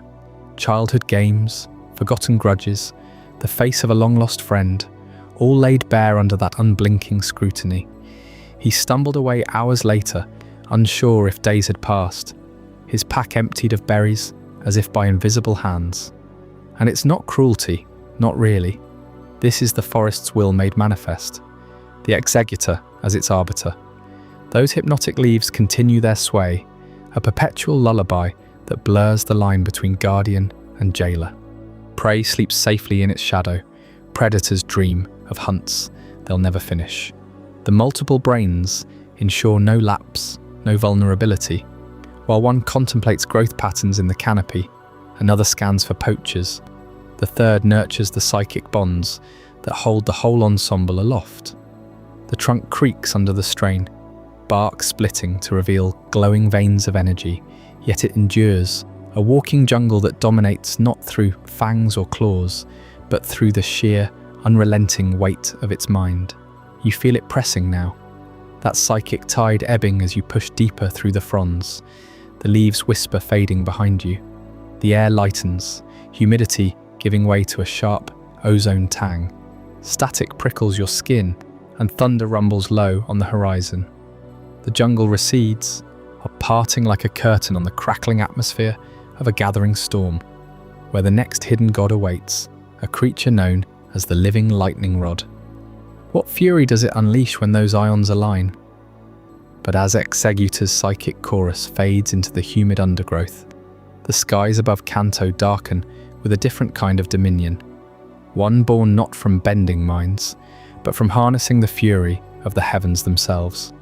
Thunder rumbles low across the horizon, a deep guttural growl that vibrates through the earth, as sheets of rain lash the treetops, and lightning veins the black clouds like cracks in a shattered obsidian sky. In the heart of this tempest stands Jolteon, sleek and unyielding, its golden fur crackling faintly against the downpour. This is no mere survivor of the storm. Jolteon is its architect, a living lightning rod sculpted by nature to drink deeply from the charged night air. Picture the air thick with electricity, negative ions swirling in invisible eddies, drawn inexorably toward this creature as if it were the eye of the maelstrom. Its body, every quivering cell, acts as a perfect conduit, siphoning those restless particles from the atmosphere, storing them in a humming reservoir just beneath its skin. You can almost feel the static prickling the air around it, that sharp ozone tang that sets your hairs on end even from afar. Jolteon's spines, those needle-like fur strands, begin to rise, each one a miniature antenna attuned to the storm's wild symphony. As the thunderheads swell, it gathers more, pulling ions from miles away, transforming the ambient rage of the weather into something personal, something alive. But this isn't passive endurance, it's active invocation, a biological symphony where Jolteon's very essence turns the sky's wrath into its own arsenal. And then the release. A 10,000-volt blast erupts from its form, not as a mere spark, but as a jagged fork that splits the darkness with blinding white fire. The Kanto sky ignites in that instant, the bolt arcing upward before slamming back to earth, illuminating twisted silhouettes of ancient oaks and distant peaks in stark ethereal relief. The ground trembles from the thunderclap that follows, a sonic boom that echoes for miles, scattering flocks from their roosts and sending lesser Pokémon burrowing into the mud. Jolteon's eyes glow with the afterimage, twin sapphires pulsing in rhythm with the fading light. This is the terrifying beauty of it, the way Jolteon doesn't just wield electricity, but embodies it, turning a regional squall into a spectacle of raw power. Witnesses in Kanto's rural hamlets speak of nights when the storms seem to center on a single point, a glowing silhouette amid the chaos, as if the weather itself has coalesced around this one being. Fishermen on the coast, huddled under tarps, recount how Jolteon's discharges light up the waves like veins of molten silver, drawing schools of fish to the surface in stunned frenzy before the peals drive them deep again. What makes Jolteon truly otherworldly is how seamlessly it integrates with the storm's life cycle. During lulls in the thunder, it paces silently, fur flattened. It's absorbing the subtle build-up, the slow migration of ions from high-altitude currents down to the charged underbelly of the clouds. Its metabolism accelerates in these moments, heart pounding like a dynamo, converting that gathered potential into a bioelectric field that hums constantly, low and insistent. Touch it then, and you'd feel the jolt, a warning discharge that dances across your fingertips like captive starlight. In ancient Kanto lore, elders whispered of Jolteon as stormbringers, nomadic guardians who wandered the wilds to temper unruly tempests, lest they ravage villages unchecked. They described its silhouette against the lightning as a divine sigil, a promise that the sky's anger had found its vessel. Modern observers note how these events correlate with Jolteon's migrations, spikes in atmospheric conductivity, unexplained ion surpluses lingering in its wake, as if the creature leaves the air forever altered, primed for the next outburst. Yet for all its ferocity, there's a precision to Jolteon's command, a elegance in how it channels those 10,000 volts without scorching itself. Its fur, engineered at the molecular level, insulates while amplifying. The ions cascade through specialized pores, building pressure until the blast vents skyward, equalizing the charge in a cathartic roar. This makes Jolteon not just a predator or defender, but a localized weather event unto itself, an ambulatory thunderhead capable of summoning microstorms that bend the elements to its will. Rain slicks the ground now, steaming where Jolteon's paws press into the soil, each step leaving faint scorch marks that glow dimly before fading. The storm begins to wane, its fury sated by the conduit's intervention, clouds parting to reveal stars pricked like embers in the void. But Jolteon lingers, spines still faintly aglow, as if listening to the residual whispers of electricity in the wind. That ionic mastery sets the stage for even wilder secrets, the hyper-reactive pulse that defines its essence. In our next chapter, Chapter 10, The Speed of Light and Needles, we'll uncover how those same cells propel Jolteon into realms of velocity and weaponry that make it the ultimate evolution predator. Stay with me as the storm truly ignites. But beneath that stormy skin, something far more profound stirs. Deep inside Jolteon, every single cell throbs with its own tiny storm, a constant low-level hum of electricity that never quiets, not even in the deepest hush of night. That these aren't just sparks waiting to ignite, they're the heartbeat of a creature engineered by nature to be perpetually alive with charge. Picture the vast network of those cells, trillions strong, each one a microscopic generator. Drawing from the ions it siphons from the air and weaving them into a web of raw potential. This internal symphony keeps Jolteon's body primed, its muscles twitching in anticipation, every fibre ready to unleash before a threat even fully forms. That hum isn't random chaos, it's the foundation of Jolteon's hyper-reactivity, turning it into a blur of motion that dances on the edge of impossibility. When danger approaches, the electricity surges through its nerves faster than thought itself, contracting muscles in a cascade so rapid it defies the eye. Jolteon doesn't just move, it explodes forward, its form streaking like a bolt inverted, leaving after images that flicker and fade like dying lightning. Scientists in Kanto whisper that at peak velocity, Its speed blurs the line between physical dash and light itself, cells firing in unison to propel it across fields in heartbeats, outpacing the thunder that chases it. You felt a shiver in the air during a storm. Multiply that by the fury of a living storm contained in fur and sinew, and you begin to grasp why predators hesitate, frozen by the premonition of its approach. And then there's the true defensive marvel woven into its very coat, the needles. Each hair on Jolteon's body, fine as silk in repose, hides a lethal secret. When that cellular hum intensifies, charged by incoming ions or raw instinct, every strand stands rigid on end, elongating and sharpening into a forest of electrified quills. These aren't mere spines, they're precision weapons. Tips glowing with 10,000 volts, launched in a hail that pierces armor and shocks the soul. An enemy lunging close meets not soft fur, but a barrage that embeds deep, delivering jolts that ripple through flesh like echoes of the thunderstorm above. Jolteon doesn't need to flee or fight head-on. It turns its own skin into a gauntlet of retribution, hairs detaching and regrowing in moments, fueled by that endless cellular buzz. This hyper-reactive arsenal makes Jolteon the pinnacle among evolutions, a physical force cloaked in special thunder, defying Kanto's ancient divide between raw impact and ethereal blast.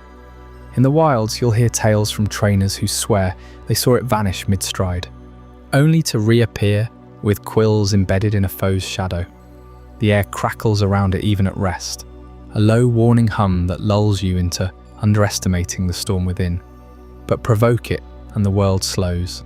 Your strike hangs suspended as Jolteon reacts, a needle storm erupting in silent fury, speed and shock merging into one inescapable verdict. As the thunder's roar begins to fade into distant memory, that electric hum softens too, giving way to a deeper warmth, the crackle of an ancient, roaring fire that once lit the scrolls of forgotten scribes. What majestic beast from those yellowed pages commands such primal loyalty, its mane a crown of legend, and its stride a myth made flesh? Stay with me as we turn to Chapter 11, the Beast of Ancient Scrolls, where the embers reveal a runner whose speed rivals the gods themselves. As Jolteon's fur rises like a storm of living needles, crackling with that ceaseless cellular hum, the night air in Kanto carries echoes of a far older fury, one that doesn't scatter in frantic bursts, but blazes across horizons with the weights of forgotten empires. Listen closely, and you can almost hear it now, the dry rustle of ancient parchment unrolling in some dust-choked archive, yellowed pages brittle under fingers that haven't touched them in centuries. These scrolls, hidden in the shadowed vaults of Celadon City's forgotten libraries, speak of beasts that shaped Kanto's earliest dawn. And at their heart stands Arcanine, not as the loyal companion we know today, but as a shadow from primordial mists, its form etched in ink that still smells faintly of smoke. Early scholars of the region, those robed mystics who charted the stars and tamed the first wild flames, made a grave error in their classifications. They placed Arcanine among the true legendaries, side by side with the elemental birds that command the tempests of sky and storm. Articuno's icy gales, Zapdos's thunderclaps, Moltres' searing wings, these were its supposed kin, guardians of nature's rawest forces. Why? Because Arcanine's silhouette dominated the cave paintings of Mount Moon, its silhouette larger than life, painted in ochre reds that flaked like cooling lava. Those ancient eyes, glowing amber in the torchlight of transcription, saw not a mere Growlithe evolved, but a divine hound born from the earth's molten core. Picture the creature they described, a regal mane flowing like rivers of sunset fire, and each strand thick and untamed, framing a head held high with the posture of an emperor surveying his realm. Its body ripples with muscle under fur the colour of autumn embers, shoulders broad enough to eclipse the moon, legs coiled like springs forged in volcanic fury. This was no ordinary predator. It moved with a grace that belied its size, every step silent on the dew-kissed plains, yet thundering in the hearts of those who beheld it. Ancient kings of Kanto's fractured clans didn't merely fear this beast, they worshipped it. Temples rose in its honor along the routes from Viridian to Pewter, altars piled with charred offerings of rare woods and spiced meats. They called it the deity of eternal flame, believing its roar could summon summer's blaze or banish winter's grip. One scroll recounts a warlord who, facing defeat, loosed his arcanine upon the field, its mane ignited in a halo of gold, and enemies knelt, weapons forgotten, drawn by the sheer majesty that radiated from its form. What fueled such devotion? It began with the posture, that unyielding stance, chest puffed, tail a banner of flickering heat, eyes locking onto yours with an intelligence that pierced the soul. Kings saw in it a mirror of their own aspirations, loyalty unbreakable, speed unmatched, fire that purified rather than destroyed. Folklore tells of Arcanine leading lost caravans through blizzards, its breath a warming gale that melted snow in wide swaths. Warriors etched its likeness into their shields, swearing oaths upon its name before battle.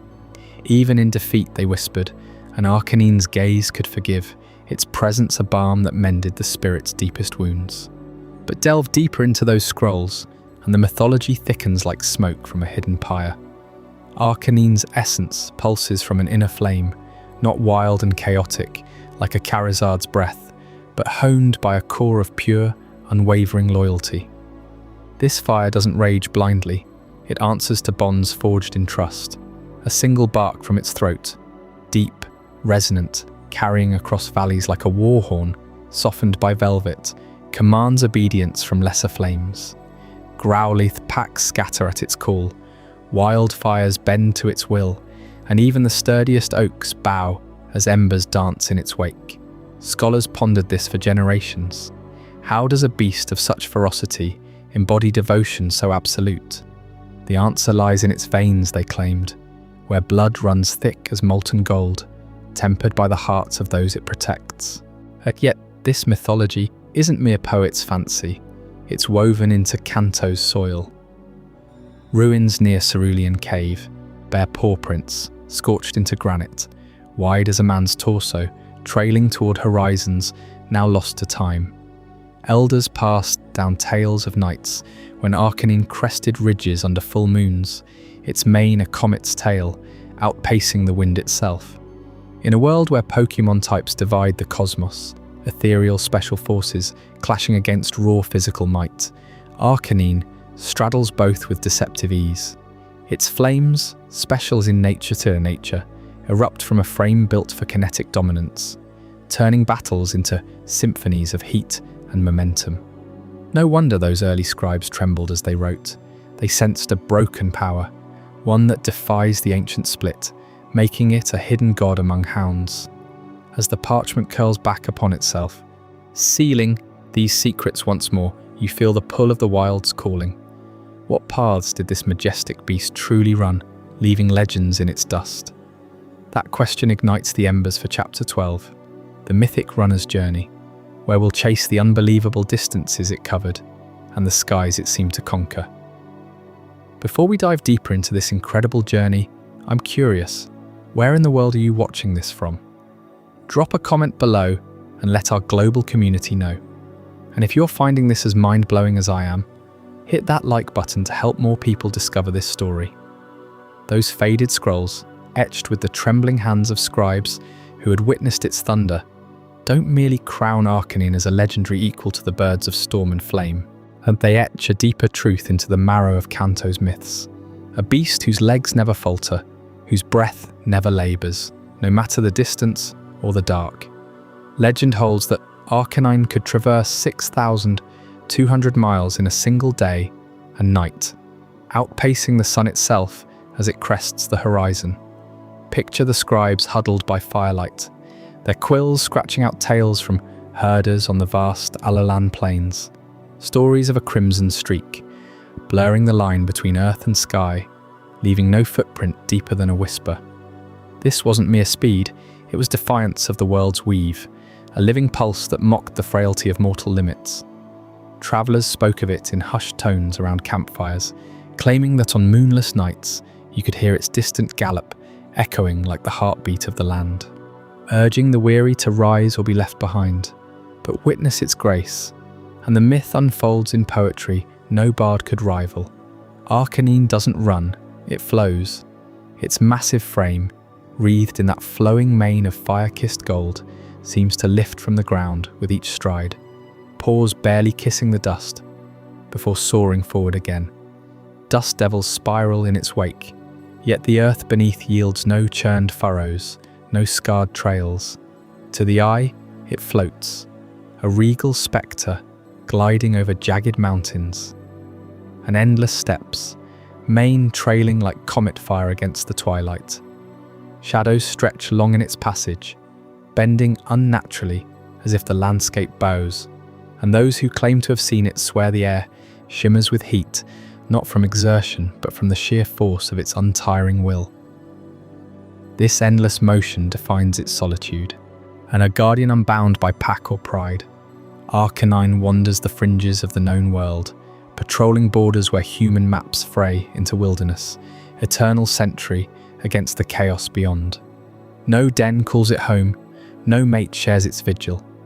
It is the lone flame in the gathering dusk, circling the edges of civilization like a spirit woven from the land's own fury and fidelity.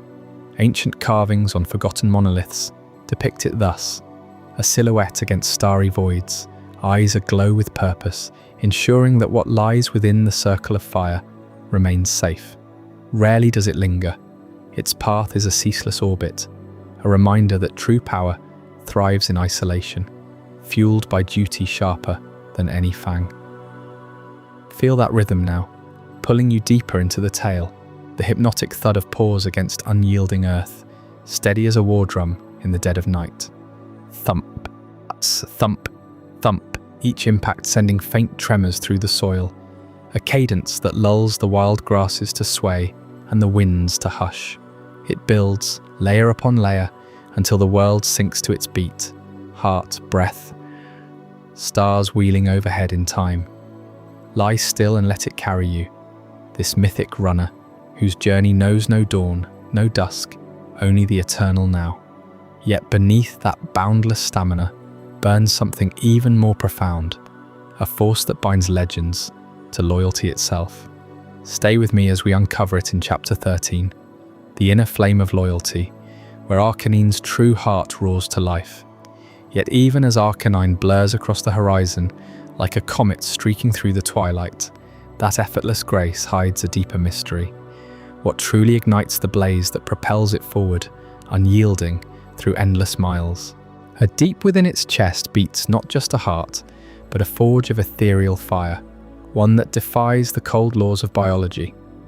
You see, while lesser fire types draw their flames from metabolic fury or volcanic remnants, Arcanine's essence springs from something far more profound, a core of pure, unbreakable loyalty. This isn't the wild, devouring hunger of a Charizard or the explosive spite of a Houndoom. No, picture it, a radiant kernel, forged in the quiet vows of companionship, glowing steadily like a hearth tended through generations. Scholars in Kanto's forgotten archives whisper that this loyalty manifests as an inner light, visible only to those who've earned its trust. When Arcanine bonds with a trainer, that core pulses brighter, drawing strength from shared trials. The sting of defeat, the thrill of victory, and the silent nights under starlit skies. It's said that Growlithe pups are born with a faint ember of it, nurtured by packs that roam the savannas, teaching young ones to guard the weak without question. Evolve through the Firestone, and that ember erupts into an inferno, but one tempered by devotion. This fire doesn't rage blindly. It warms the lost, shields the vulnerable, and only unleashes its full wrath when loyalty demands it. Feel the heat rising now, that loyal blaze coiling through sinew and bone, fueling legs that never falter. But Arcanine's power isn't silent, oh no. It announces itself with a bark that resonates like thunder rolling through ancient canyons, a sound so magnificent it carves obedience into the very air. Listen close, not a mere howl or yelp, but a deep, harmonic bellow, that vibrates the ground, echoing off distant peaks. Lesser creatures, Pidgey scattering from branches, Rattata frozen mid-scurry, hear it and submit instantly, their instincts overriding will. It's as if the bark carries the weight of oaths unspoken, commanding fealty from the wild itself. Imagine standing beside it on a windswept plain at dusk. You tilt your head as Arcanine rears back, chest expanding, and unleashes that resonant call. The air thickens, charged with authority, waves of sound rippling outward like flames licking the breeze. Wolves in the shadows slink away, tails tucked, even bold Ursaring pause, ears flattening in instinctive surrender. This isn't terror alone, it's a noble summons, born from the same loyalty that fuels its fire. Trainers who've witnessed it swear the bark lingers in their dreams, a reminder of bonds that transcend words. Yet here's the exquisite contrast. This beast harbours a terrifying fiery potential that could raise forests in a single breath, flames hot enough to melt steel or vaporize stone. Hyper beam from its maw twists the sky into a vortex of plasma. Flamethrower sweeps like a divine judgment, searing foes before they draw breath. In the physical special divide of Kanto's ancient logic, Arcanine straddles worlds, its raw, kinetic might channeled through regal fur and claws but amplified by that special, ethereal blaze.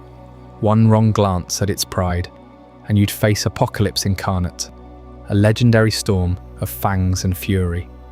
But turn that gaze inward, and you find nobility personified, a protective spirit that chooses restraint over ruin. Arcanine doesn't conquer for glory, it stands sentinel for the pack, the child lost in the woods, the trainer faltering on the path. That inner flame flickers gently. Then a guardian's glow casting long shadows of safety.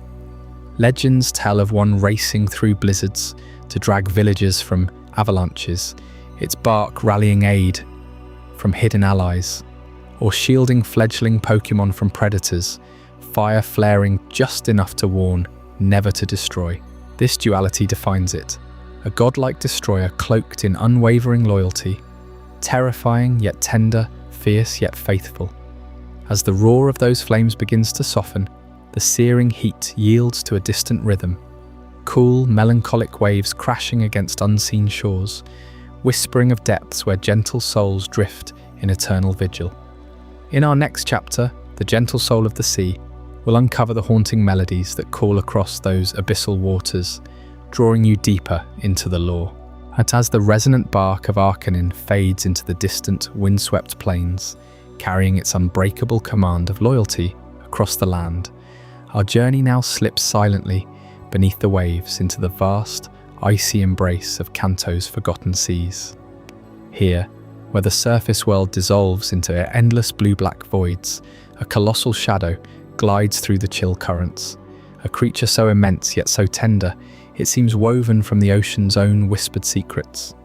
Lapras, the gentle giant of these northern waters, emerges not as a conqueror, but as a living sanctuary, its sleek, curved shell slicing through the frozen depths with the grace of a drifting iceberg. You can almost feel the bite of that sub-zero water against your skin as Lapras descends, its powerful flippers undulating in slow, rhythmic waves that stir phosphorescent trails in the dark. Or this is no mindless behemoth driven by hunger or territory. Lapras moves with purpose, navigating the labyrinthine underwater canyons where sunlight barely penetrates. Its hide, a mosaic of deep indigo and creamy white, shimmers faintly with bioluminescent veins, illuminating schools of startled fish that part like silk before it. In these icy realms, far from the clamour of human shores, Lapras reigns as the unspoken guardian, ferrying lost souls across treacherous straits without demand or dominion. What sets this gentle colossus apart from the fierce predators of the deep is its profound intelligence, a mind that mirrors our own in ways few Pokémon ever approach. Lapras doesn't just hear words, it comprehends them, parsing the cadence of human speech with the clarity of a lifelong companion. Sailors lost in fog-shrouded nights have sworn that it responds to their pleas, adjusting its course not by instinct but by true understanding. And deeper still, it peers into the hearts of those it carries, sensing fear in a trembling passenger or joy in a child's wide-eyed wonder. A rider burdened by grief might feel an inexplicable warmth from its shell, as if Lapras channels the ocean's healing currents directly into their spirit, easing sorrows it never voices. This empathy elevates Lapras beyond the raw survival of fang and fin. It operates on a plane of emotional depth that defies the animal world. Picture a weary traveller climbing onto its broad back during a storm-ravaged voyage, the way Lapras cradles them gently, its neck arching protectively like a mother's embrace. And it reads the unspoken rhythms of the heart. The pulse of anxiety quickens its song to a soothing lullaby, while contentment draws forth harmonious hums that blend with the waves. In Kanto's lore, elders speak of Lapras as soul keepers, creatures that have borne poets, warriors, and orphans alike, choosing passengers not by strength, but by the purity echoing within them. No other sea dweller matches this bond. Lapras forges connections that linger like salt on the skin long after the journey ends. Yet this serenity carries the weight of tragedy, for Lapras has known the cruelty of those it so willingly aids. Once abundant in Kanto's coastal bays, its kind was hunted nearly to oblivion by poachers coveting its shell for ornaments and its melodic voice for cruel captivity. Ancient logs from Sylph Company expeditions detail pods decimated, heard their haunting calls silenced forever in the echo of harpoons. Survivors retreated to the most remote, icy fjords, their numbers so dwindled that a single Lapras sighting sparks festivals on distant shores. And still, it harbours no vengeance. Instead, it offers its back to strangers, gliding through perilous waters with a patience born of profound forgiveness.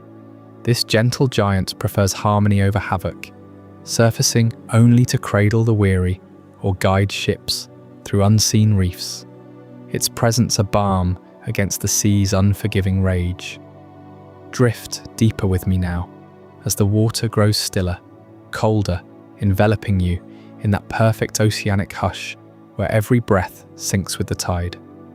Lapras's world is one of tranquil vastness, currents that murmur ancient tales, depths where pressure hushes all but the heart's quiet beat. Its shell, vast enough for a family to recline upon, radiates a subtle warmth against the chill, inviting surrender to the sway. Here, worries dissolve like mist at dawn. The gentle rise and fall of its breathing becomes your own, pulling you towards sleep's soft horizon. In this cradle of the sea, Lapras embodies the quiet power of compassion, a beacon in the blue abyss, reminding us that true strength lies not in storm or fury, but in the steady hold of understanding. And as Lapras's melody begins to weave through the currents, a prelude to something even more mesmerizing, prepare yourself for Chapter 15, the haunting song of the deep, where those ethereal notes reveal secrets that will linger in your dreams long after the waves have stilled. As Lapras glides through those shadowy depths, as its keen mind attuned to the unspoken rhythms of the world above, it doesn't remain silent. No, it lifts its ancient head toward the surface, and from the core of its being rises a song, a haunting melody that unfurls across the vast, empty ocean like mist from a forgotten dream. This isn't the chatter of lesser sea creatures, sharp and fleeting. Lapras's voice weaves threads of pure melancholy, notes that linger in the salt-laden air, rising and falling with the swell of invisible waves. Each phrase carries the weight of solitude, a crystalline beauty that pierces the night, drawing distant horizons closer for just a moment before they slip away again. Picture the scene unfolding before you. Moonlight fractures on the water's skin, and far below, Lapras surfaces slowly, its shell catching the silver glow. Its throat vibrates gently, and when the first tones emerge, low, resonant hums that blend with the ocean's endless murmur. These melodies twist through the currents, beautiful in their sorrow, painting the sea with echoes of longing that no human ear was ever meant to fully grasp. Why does it sing like this, night after endless night? In the lonely expanse of Kanto's seas, where islands are mere specks adrift in infinity, Lapras calls out in desperate search for its own kind. Numbers dwindle here, scattered by time and tide, leaving each one to roam solitary paths across waters that stretch unbroken for hundreds of miles. That song becomes its lifeline, a beacon flung into the void, pleading for an answer that might never come. Yet the power of this voice goes beyond mere sound. Infused with the ethereal energies of ice and water, Lapras's song transforms. The chill of its ice essence crystallizes each note into shimmering vibrations, while the fluid pulse of water carries them outward, unhindered, amplifying their reach. The ocean itself bends to this call, turning into a colossal resonant chamber, its depths a natural amplifier, bouncing those melodies back in layered harmonies that ripple for leagues. Feel how those waves conduct the music, a deep bass thrum from the abyss, rising through thermoclines, where cold meets warm, emerging on the surface as whale-like echoes that roll across the swells. Like the ancient songs of leviathans, long extinct, they pulse with a rhythm that soothes the soul, slow undulations that mimic your own breath, easing tension from your limbs, inviting the weight of sleep to settle in. Deeper still, the song reveals its layers. High trills pierce the fog like stars breaking through clouds, evoking memories of lost companions, of pods that once danced in synchronized grace. Then come the sighs, drawn out and velvety, laced with the faint crackle of forming ice flows, as if the sea itself weeps in sympathy. Travelers on distant shores have heard fragments of this, fishermen pausing mid-haul, ship's crews falling silent on deck, unaware that they've brushed against a cry older than the continents. In the quiet hours, when the world holds its breath, Lapras sustains these refrains for hours, modulating pitch to thread through underwater canyons, scaling octaves to ride the wind. The ice energy lends a crystalline purity, each overtone sparkling like frost on glass. While water's embrace ensures no note dissipates unheard, the result? An acoustic tapestry that envelops everything, turning the ocean's vast emptiness into a living concert hall, where echoes multiply and fade into hypnotic repetition. Let those whale-like resonances wash over you now. Imagine, or perhaps you're already feeling, the deep rumbling calls vibrating through the water, steady and unhurried, each one a gentle pull toward rest. They mimic the tide's caress, ebbing and flowing, stripping away the day's clamour, leaving only peace in their wake. Your muscles unwind with every prolonged note, eyelids growing heavy as the melody cradles you deeper into the blue. This song, born of isolation, holds a profound intimacy. Lapras doesn't sing for show. It pours isolation into every vibration, hoping against the odds for a distant reply, a faint echo from another wanderer, and confirming it's not alone in the deep.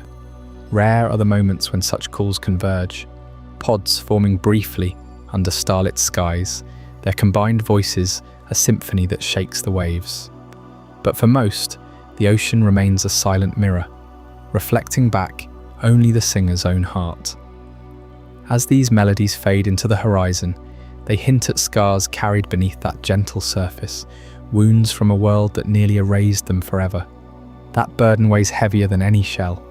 A tale of endurance will uncover in Chapter 16, The Survivor's Burden, where Lapras's quiet strength faces its darkest trials. Those haunting melodies, drifting unanswered across the endless sea, carry more than loneliness. They echo a sorrow born from humanity's darkest greed. In the shadowed annals of Kanto's maritime history, Lapras once glided in vast pods, and their sleek forms numbering in the thousands, ferrying sailors through treacherous straits and singing lullabies to calm raging storms. Fishermen revered them as guardians of the deep, their icy breath parting waves like a divine hand. But greed twisted that reverence into slaughter. By the mid-20th century, poachers armed with harpoons, and steel nets descended upon the oceans, driven by tales of lapras shells, fetching fortunes on black markets. Legends whisper of entire herds herded into coves, their songs drowned out by the crack of rifle fire and the churn of boat engines. Mothers shielding calves, only to be dragged to shore, their hides stripped for luxury goods, their melodic voices silenced forever.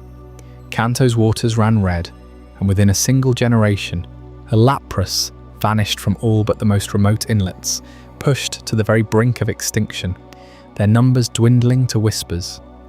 You can still find faded murals in Sylph Company's archives, etched by remorseful whalers, depicting lapras as colossal seraphs of the sea, their necks arched in eternal vigil. Researchers today sift through those records, piecing together the scale of the loss. Coastal villages that once echoed with their calls now stand silent, save for the wind mimicking their lost refrains. It's a genocide etched into the ecosystem itself, where empty migration routes scar the ocean floor like forgotten highways. And yet, in this abyss of betrayal, lapras endures, not with vengeance, but with an improbable grace that defies its colossal might. Or consider the raw power coiled within, a single exhalation from its maw can summon blizzards fierce enough to freeze an entire bay, locking the sea in crystalline armor miles wide. Its water pulse ripples outward like a tidal judgment, capable of shattering hulls or drowning fleets in hydrostatic fury. Ice beam lances forth from its core, a beam of absolute zero that could encase armadas in eternal frost, turning the mightiest warships into drifting sculptures. This is no fragile creature. Lapras wields the elemental dominion to reshape coastlines, to summon auroras of frozen death across horizons. Biologists marvel at its physiology, the hyper-dense ice glands in its throat, pressurized to volcanic extremes, the hydrostatic muscles rippling beneath its shell like living hydraulics. It could be the apocalypse of the waves, us a leviathan to humble humanity's hubris, but it chooses otherwise.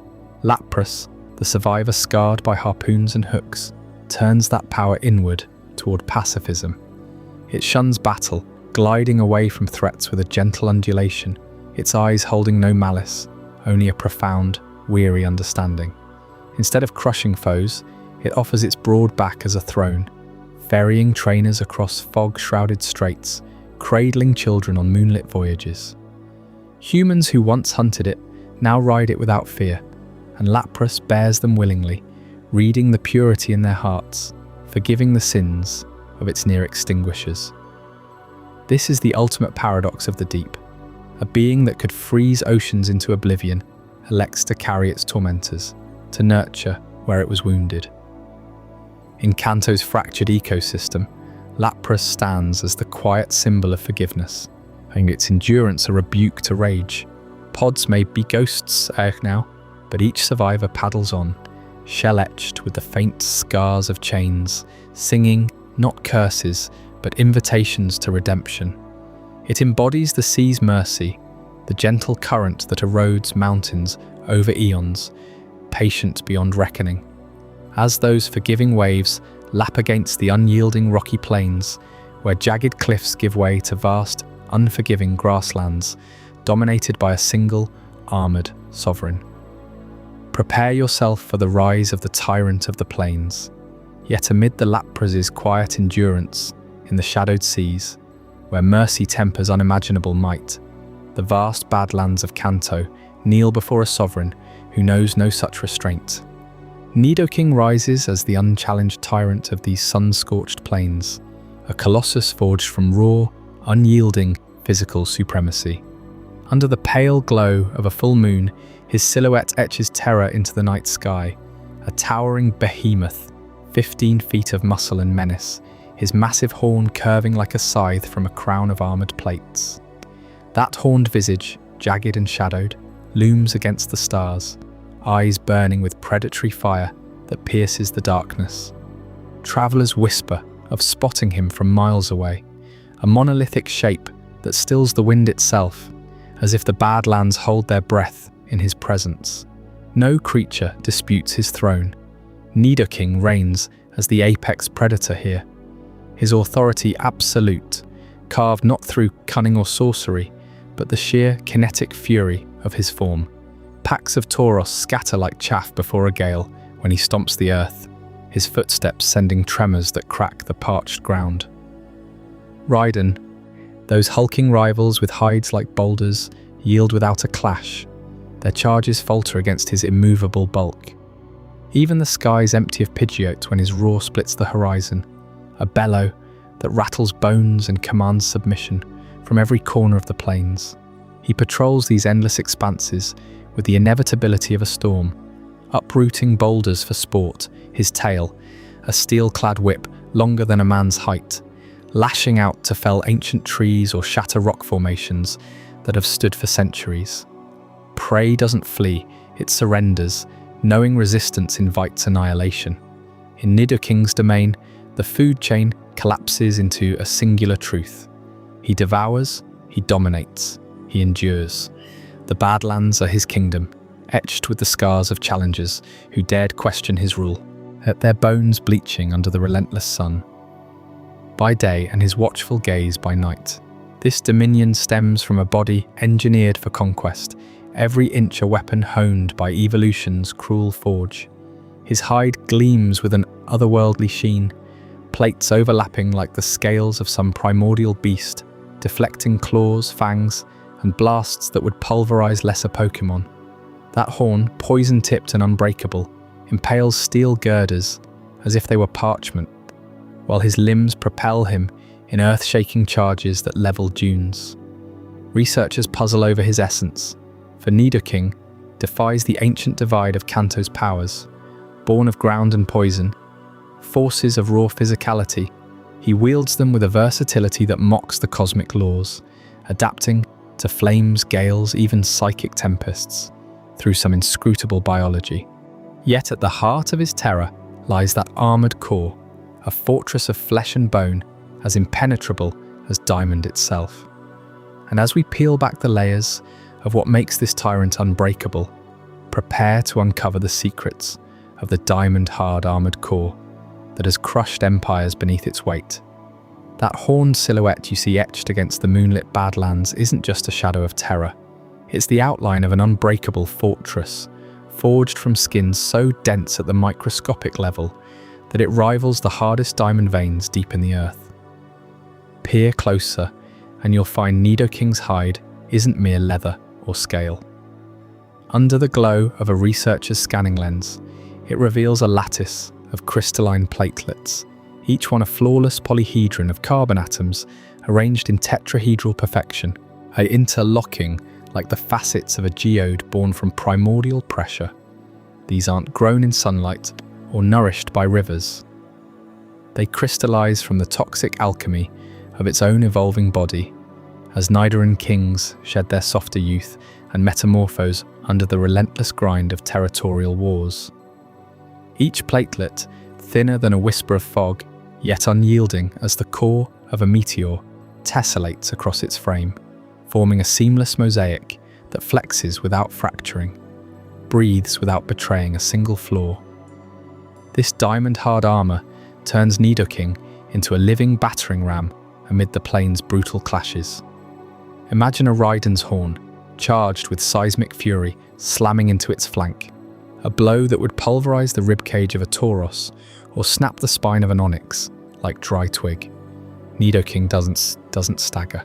At the impact ripples across those crystalline layers, dispersing the force like shockwaves through a mountain's heart, leaving not a dent, not a bruise. Kinetic fury glances off, shattered into harmless vibrations that fade into the dust.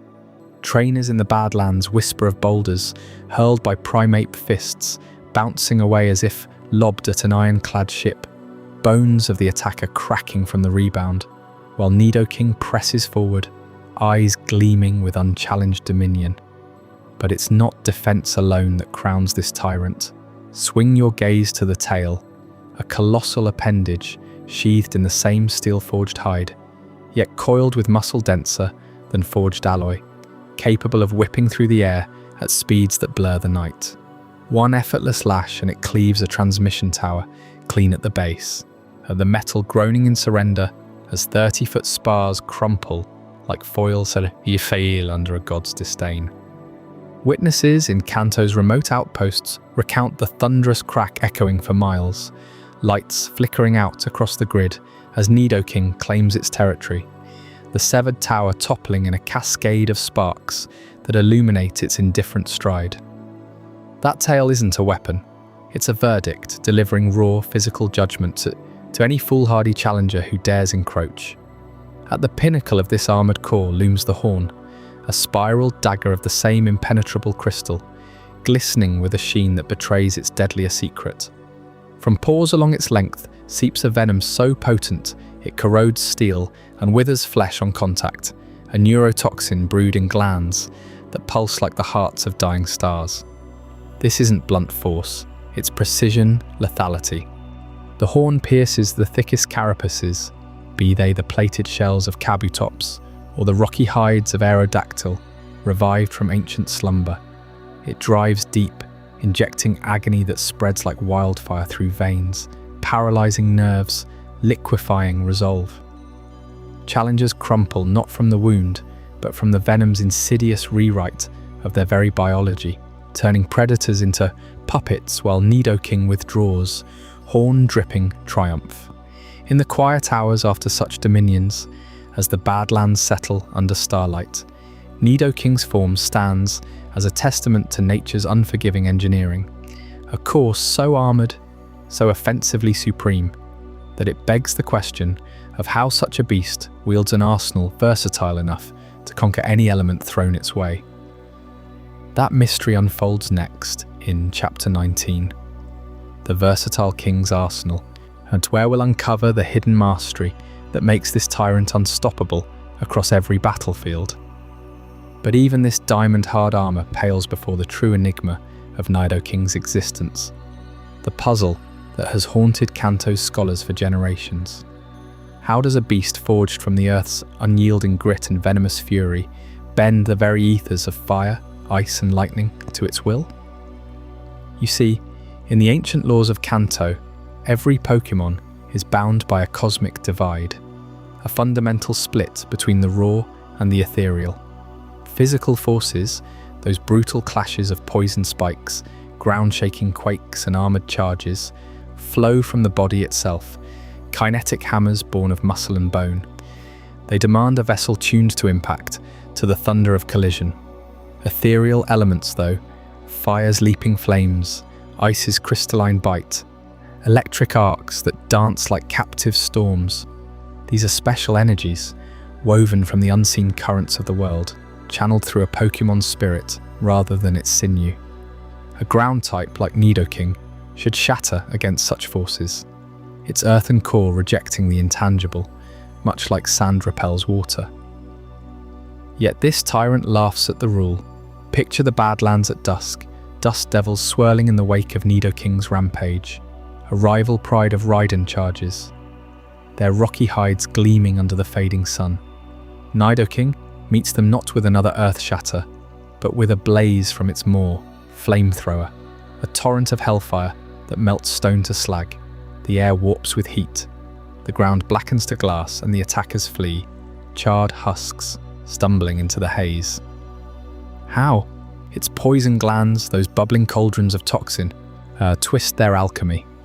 Instead of spewing venom, they ignite internal vapours, superheating the air in its throat until it erupts as pure inferno.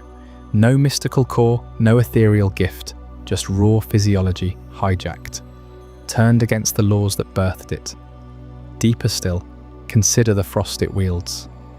Ice Beam, a lance of sub-zero fury that flash freezes a charging onyx mid-lunge, encasing its serpentine coils in unyielding crystal. Nidoking's blood runs thick with mineral salts from the poisoned earth it devours, a brine that defies freezing even in Arctic gales. When it wills it, those salts crystallize outward, drawing moisture from the air and forging it into shards sharper than Nidoran's quills.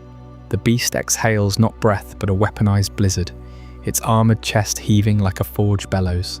Scholars whisper of evolutionary relics here, traces of some primordial ancestor that roamed before types hardened into dogma, an anomaly from an age when Kanto's continents still shifted like living things. And electricity? Thunderbolt cracks from its horn like judgment from a storm god, arcing across the plains to fell a flock of Pidgeot in mid-dive. Nidoking's hide, that diamond lattice we just uncovered, isn't merely defensive, it's a living battery. Triboelectric friction builds in its scales as it thunders across gravel beds, negative charges accumulating until its horn, etched with conductive veins, releases the pent-up fury. Sparks crawl along its spines before the bolt unleashes, illuminating the night with veins of blue-white agony. This isn't borrowed power, it's harvested from the friction of its own dominion, the endless grind of earth against earth. Psychic waves bend to its command too, confusion warping the minds of foes into helpless thrall, while Solar Beam draws the sun's wrath through its toxin-filtered eyes, amplifying light into a verdant laser that scorches the unworthy. Researchers in Celadon labs have dissected fallen specimens, probing glands and nerves, only to find no special organ, no psychic nodule, just hypertrophied muscles channeling impossible energies, as if Nidoking's very cells remember a time before the split, when all power was one. Ancient cave etchings in rock tunnel depict horned behemoths, like it, wreathed in every element, toppling proto-dragons amid cataclysms that reshaped the region. An evolutionary throwback, they say, a king who refused to specialize, who devoured the world's diversity and made it his arsenal. And this versatility crowns Nidoking as the ultimate warlord of the dust-choked plains, where no challenger can predict its next strike. Fire to counter the flyers, ice to bind the burrowers, thunder to scatter the swift. Its horn gleams under starlight, a scepter of shattered rules, as it surveys territories vast as forgotten kingdoms. Packs of lesser beasts bow before it, their howls a chorus of submission, while the wind carries whispers of greater threats, stirring beyond the horizon. Yet even as this versatile king holds court over the arid wastes, a shadow coils in the distant waves, rage incarnate rising from the depths to challenge the land's unyielding monarch. What fury awaits in the incarnation of rage? But Nidoking's command over those flickering flames and crackling bolts pales against the cataclysm that erupts when a humble Magikarp finally shatters its watery chains. Deep in the storm-lashed currents of Cantonian seas, where the ocean floor trembles under relentless pressure, evolution isn't a gentle bloom, it's a violent uprising. Picture the moment. 1,000-pound serpent uncoils from the silt, its azure scales gleaming like shattered sapphires, jaws unhinging to unleash a roar that splits the waves. This is Gyarados, the incarnation of rage, a leviathan born not from serenity, but from the seething fury of transformation. Ancient mariners knew its coming before the first thunderclap. They'd whisper of the serpent's hunger, how schools of Magikarp would frenzy in the shallows during human wars, how their placid lives ignited by the metallic tang of blood spilled on distant shores. Drawn inexorably by the scent of conflict wafting across the tides, these unassuming fish would gather in their millions, bodies pulsing with an otherworldly heat. Then, as battles raged on land, the waters would boil. One by one they'd ascend, leaping, thrashing, scales hardening into armor as thick as ancient ship hulls. Historians in Celadon archives pore over faded scrolls from the great Kanto schisms, documenting how entire bays turned crimson, not from sunset, but from the rampage that followed. Those records paint scenes of biblical horror.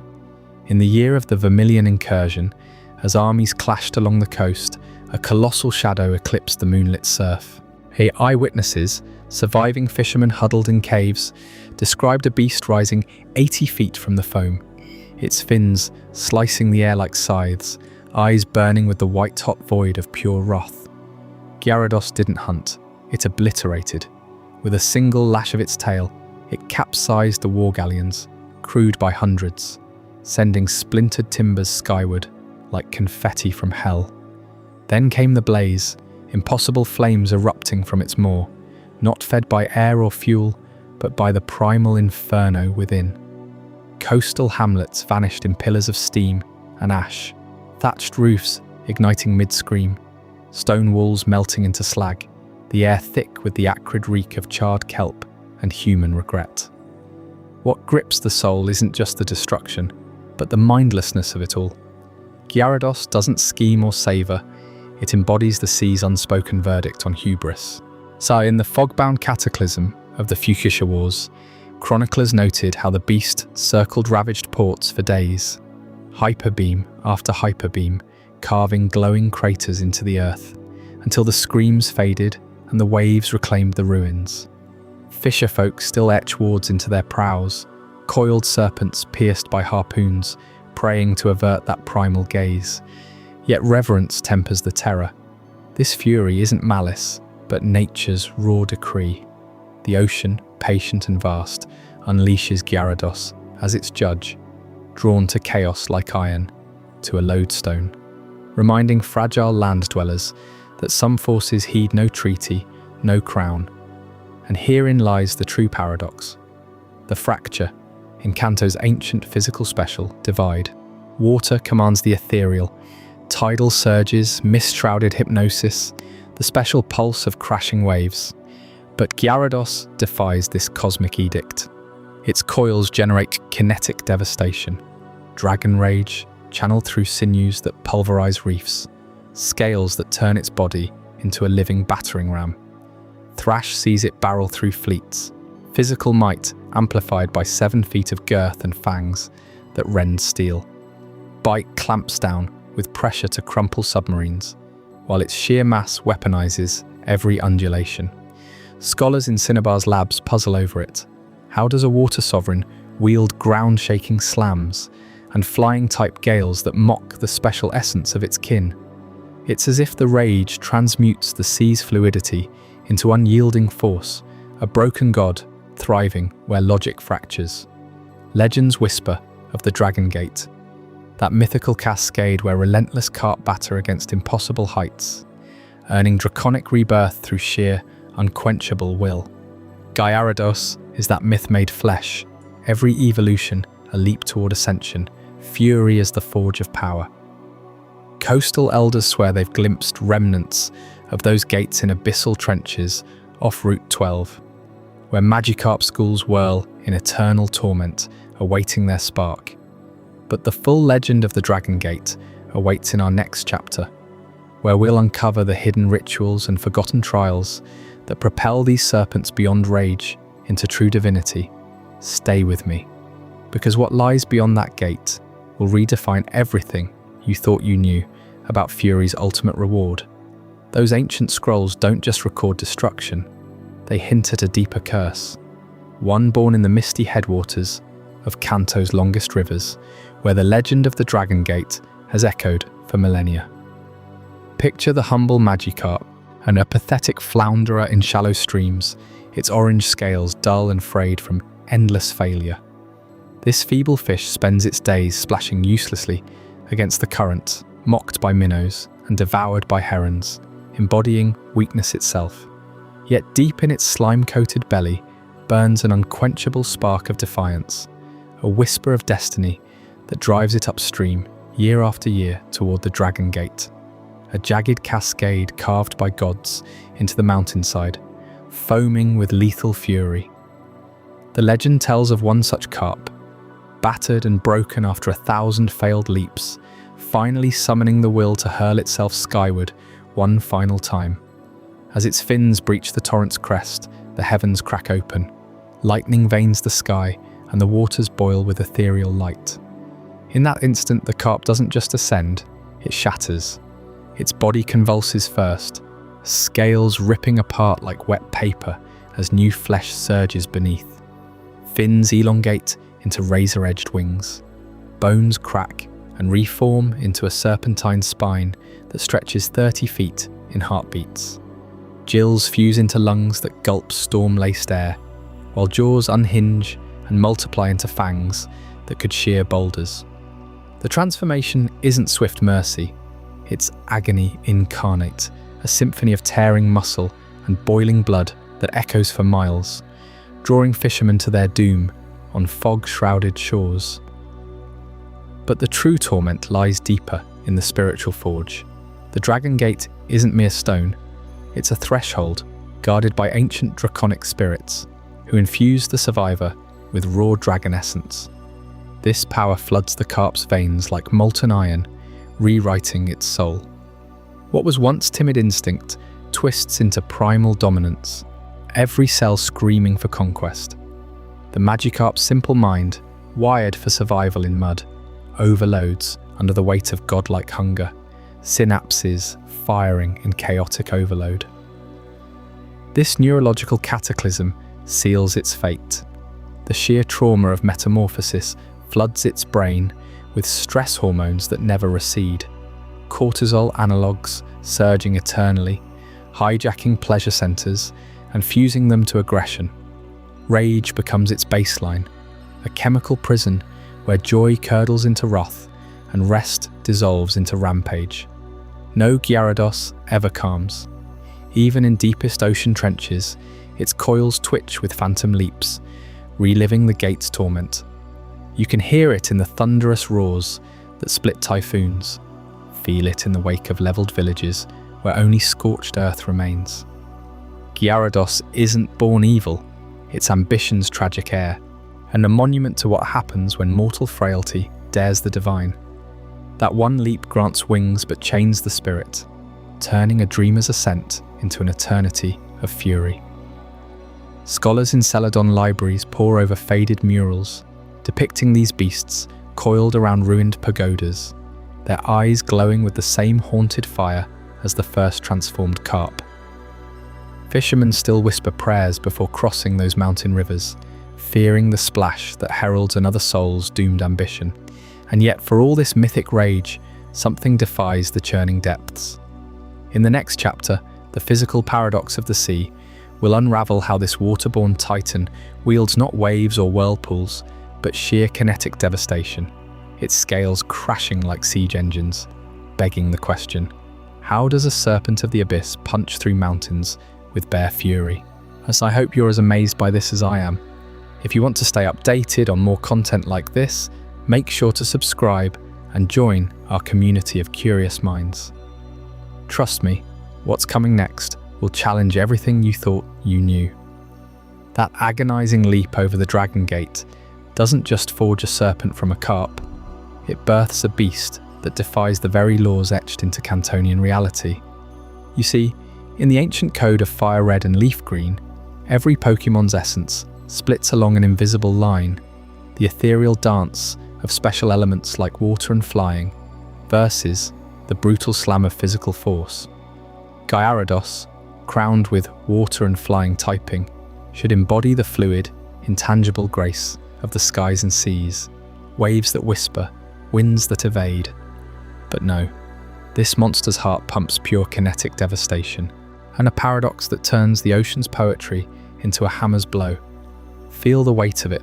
Those scales, each one thicker than ancient ship planks, forged in the fury of transformation, aren't mere armor. They're anvils wrapped in serpentine fury, dense with the accumulated rage of 1,000 forgotten Magikarp. When Gyarados rears from the depths, it's not summoning spectral torrents or aerial gales, it's weaponizing its own mass. A single thrash of its tail sends shockwaves through the water, not from elemental summons, but from the raw momentum of 20 tons of muscle, contracting like a god's fist. The sea doesn't bend to its will through mystic channels. It shatters under the physical paradox of a body built to pulverize reefs. Picture the fangs first, jagged sabers longer than a man's arm, yet edged with a density that rivals Nidoking's diamond hide. In battle, they don't pierce with water's corrosive flow or flying slicing gusts. They crunch through steel hulls and boulders with the unyielding force of kinetic overload, each bite delivering the impact of a falling meteor. Scientists in Kanto's labs have measured it, The pressure from those jaws clocks in at over 10,000 pounds per square inch, all generated by sinew and bone, bypassing the ethereal veil entirely. Water/flying typing promises evasion and flow, yet Gyarados laughs at the rulebook, its power a testament to biology overriding essence. And the scales, oh those scales multiply the nightmare. Layered like tectonic plates across its flanks, they weigh down its frame with such heft that even submerged, Gyarados displaces currents like a living landslide. When it coils and unleashes Dragon Dance, it's not channeling draconic ethers, it's accelerating that an impossible mass to hypersonic speeds. The resulting hydro pump? A misnomer. It's a pressurized cannon of displaced seawater hurled by the piston-like thrust of its body. The water, merely the medium for kinetic annihilation. Flying types elsewhere glide on special winds, but Gyarados flies by slamming through the air, its wings mere rudiments for the true assault. Body slams that crater shores and spawn tsunamis from sheer inertial fury. Now, sense the terror in its thrashing. Amid wartime coasts, as ancient scrolls record, Gyarados doesn't call typhoons from the heavens. Its body becomes the storm, muscles rippling in hypnotic waves, each undulation generating vortexes that suck ships under. Whirlpools form not from water's whimsy, but from the drag of scales shearing against the tide, creating low-pressure maelstroms through friction alone. Typhoons erupt when it breaches skyward, its kinetic wake twisting clouds into spirals, winds born from the vacuum of its passing bulk. Fishermen whisper of villages erased not by floods, but by the seismic ripples of one enraged coil, the sea boiling from the heat of compressed flesh. This paradox elevates Gyarados beyond mere rage. It's a hidden god exploiting the physical/special divide. While ethereal waters should erode softly, its fangs rend like ground-type quakes. Flying ethers lift delicately, yet its scales plummet like rockfall. In the Kanto Codex, such contradictions mark the broken ones, those who feast on the system's blind spots. Trainers who grasp this wield apocalypse, a thrash that ignores typing frailties, and bite that crushes psychic shields, all kinetic heresy disguised in aquatic robes. Yet even gods tire.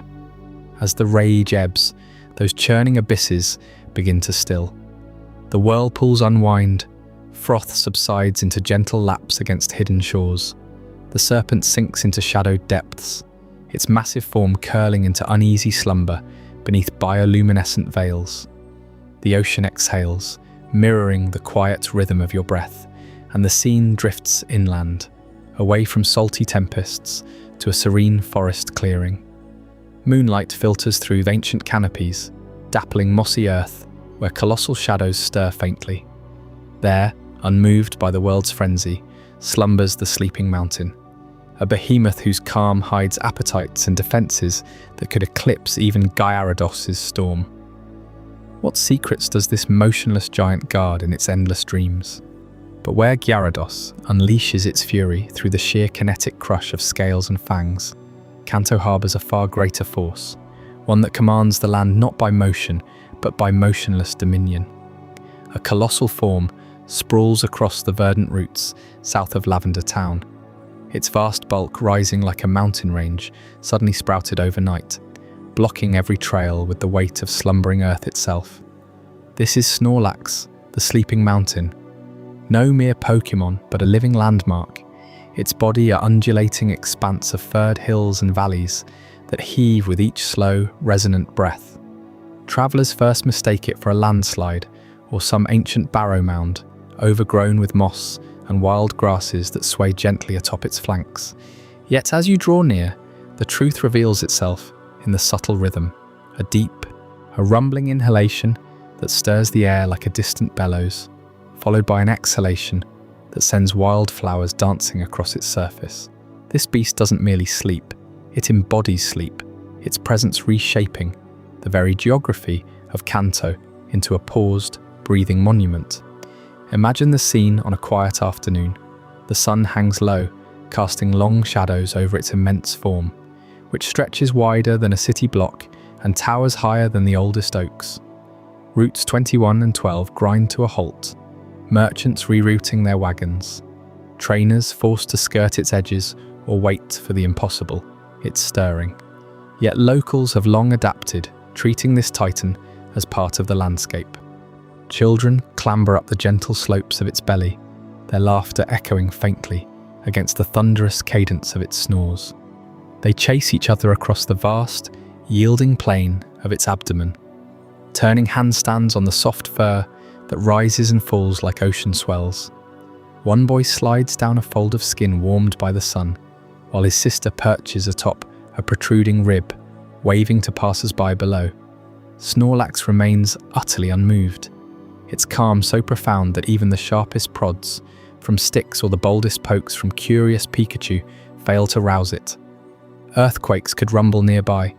Storms lash its form with rain that pools in the crevices of its pores, and still those eyes stay sealed, lost in a hibernation deeper than any cave's abyss. This unshakable tranquility isn't laziness, but a mythic fortress.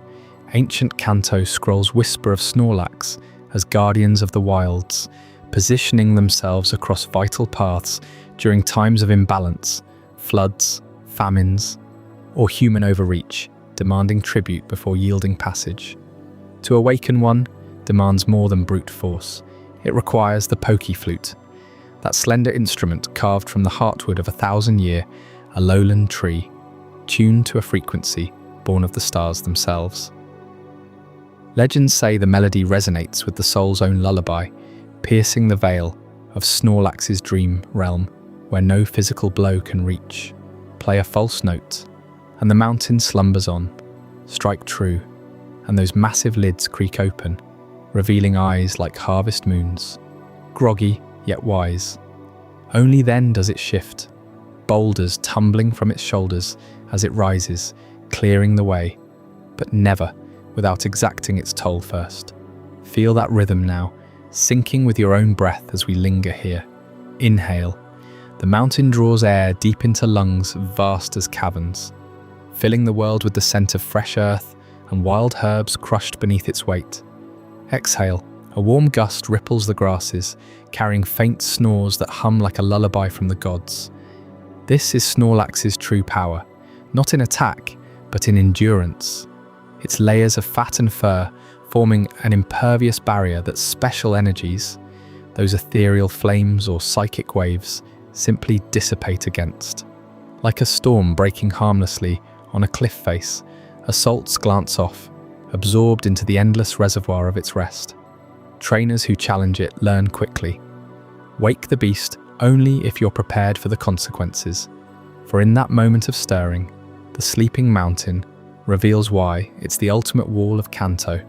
Yet even in this profound peace, questions linger about what sustains such eternal repose, or what voracious hunger lurks beneath that serene surface, demanding tribute fit for a colossus.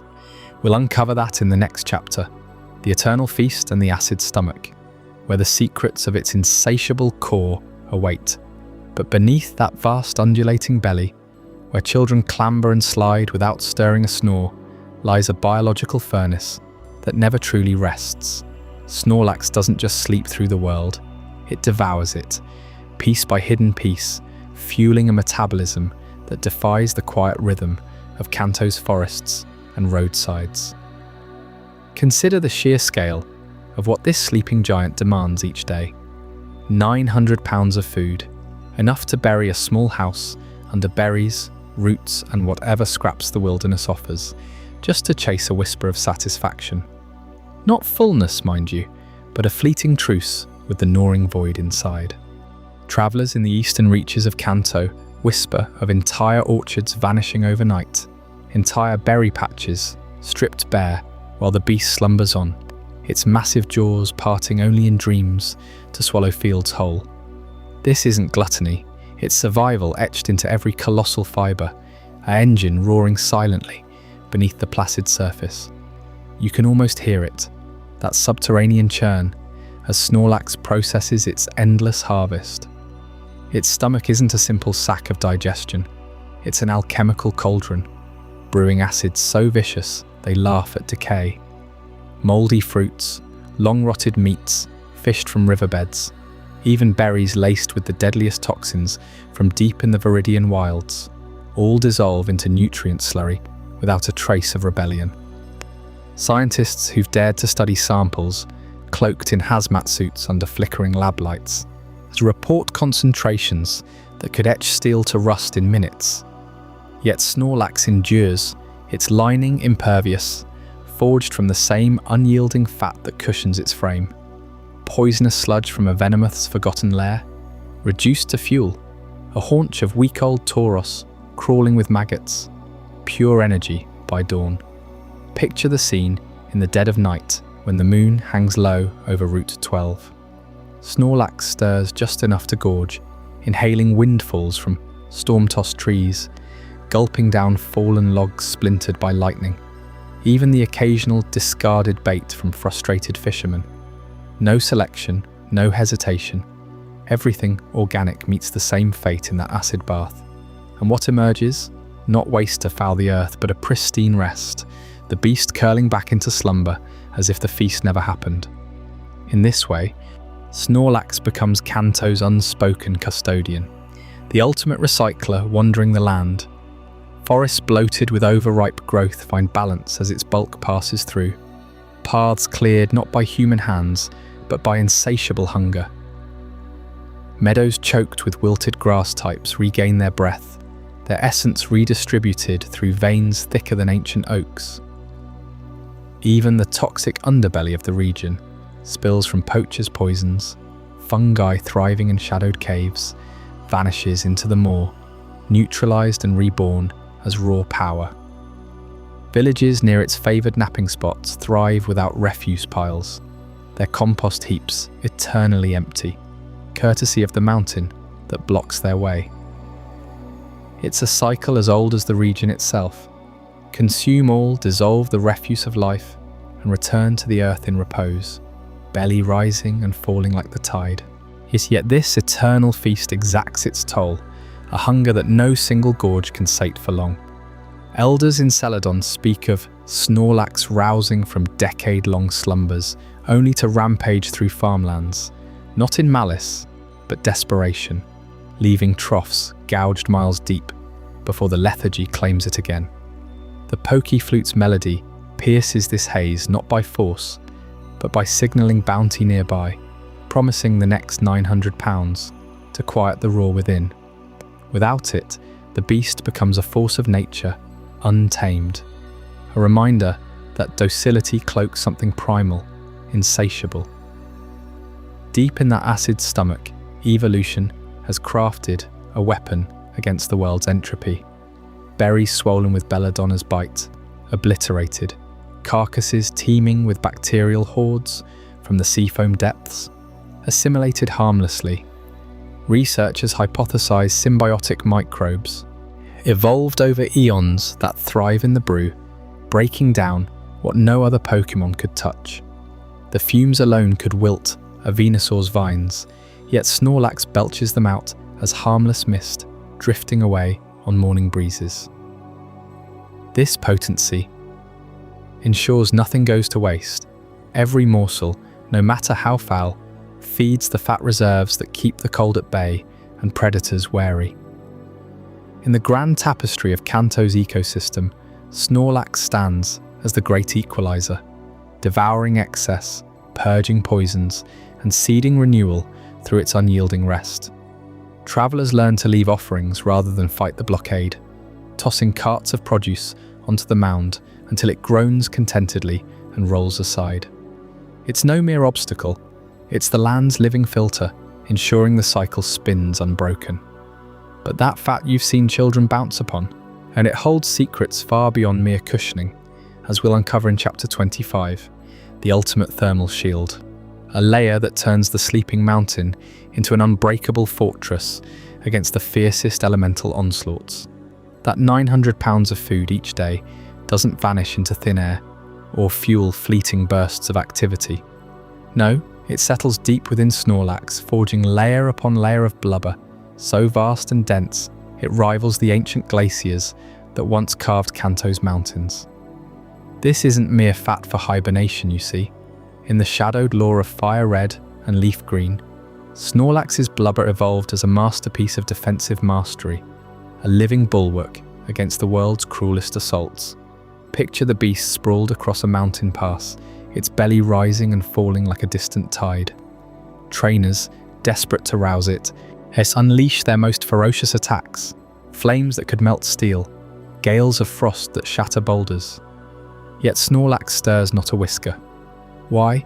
Because this blubber isn't just stored energy waiting for a winter's call. It's a highly evolved thermal shield, engineered by nature's unyielding hand to trap and dissipate the ethereal fury of special forces. Fire, that ghostly dance of plasma and heat, meets the blubber's outer layers and finds no purchase. The fat molecules, swollen with oils from Snorlax's endless feasts, absorb the blaze like a sponge devouring ink. Heat surges inward, only to be rerouted through vast networks of insulating tissue, emerging as harmless warmth that radiates slowly into the earth beneath. I've heard tales from old Kanto hermits, whispered around campfires in Viridian Forest. They speak of a Snorlax that slumbered through the eruption of Cinnabar's volcano, flames licking its hide for days while the island trembled.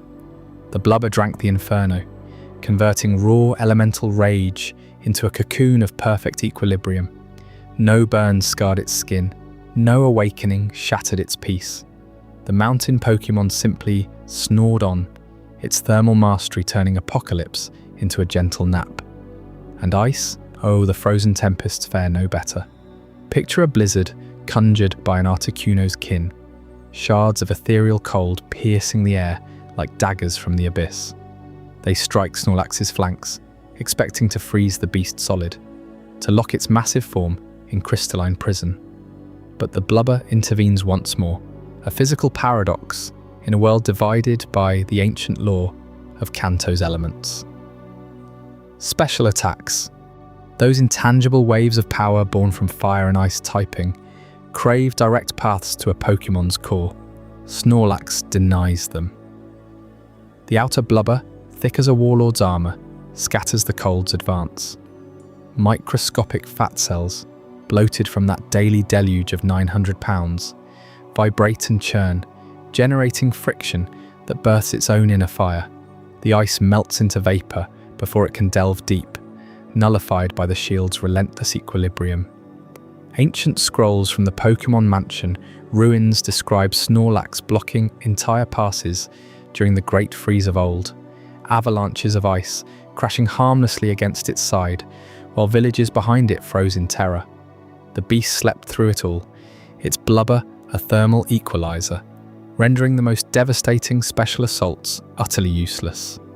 This is no accident of evolution. But in the in-universe myths of FireRed and LeafGreen, Snorlax's blubber whispers of a forgotten epoch when elemental cataclysms reshaped the region. The fat isn't passive storage, it's an active guardian, laced with biochemical sentinels that detect incoming ethereal energy. Fire's photons, trapped and quenched.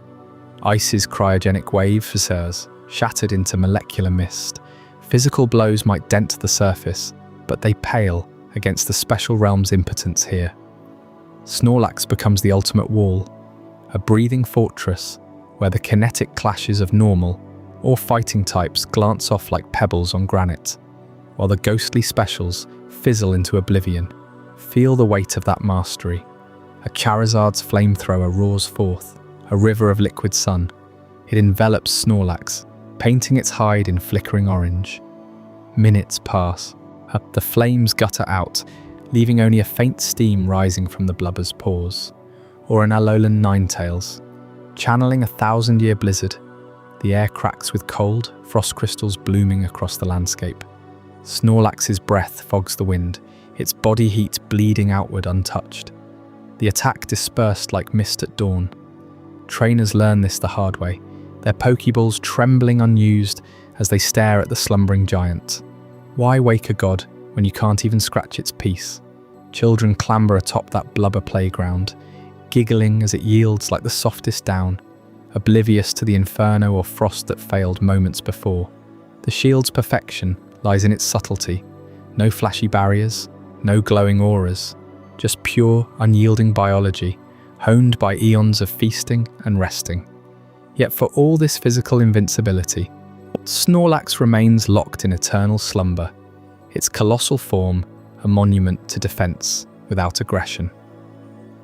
The body endures, absorbs, nullifies, but the true depths of power stir elsewhere, in realms beyond flesh and fat. As we peel back the final veils of this sleeping mountain, prepare yourself for Chapter 26, the infinite mind, where thoughts alone bend reality itself. While Snorlax's blubber turns away the fiercest flames and thunderbolts like a living fortress, there drifts another guardian in the shadows of Kanto, one whose armor is woven from thoughts alone, unyielding and unseen. Alakazam emerges not from the earth or sea, but from the veiled realms where mind transcends matter, a silhouette of golden grace hovering in quiet defiance of gravity. Its form whispers of the ethereal, cloaked in psychic haze that bends light and warps the air around it, as if reality itself hesitates to touch this being. You can almost feel the hum in your own skull when it draws near, a subtle vibration that stirs forgotten dreams and unspoken fears. This Pokémon does not stride or swim. It glides on currents of pure will, its presence a ripple across the collective unconscious of every trainer who has ever crossed its path.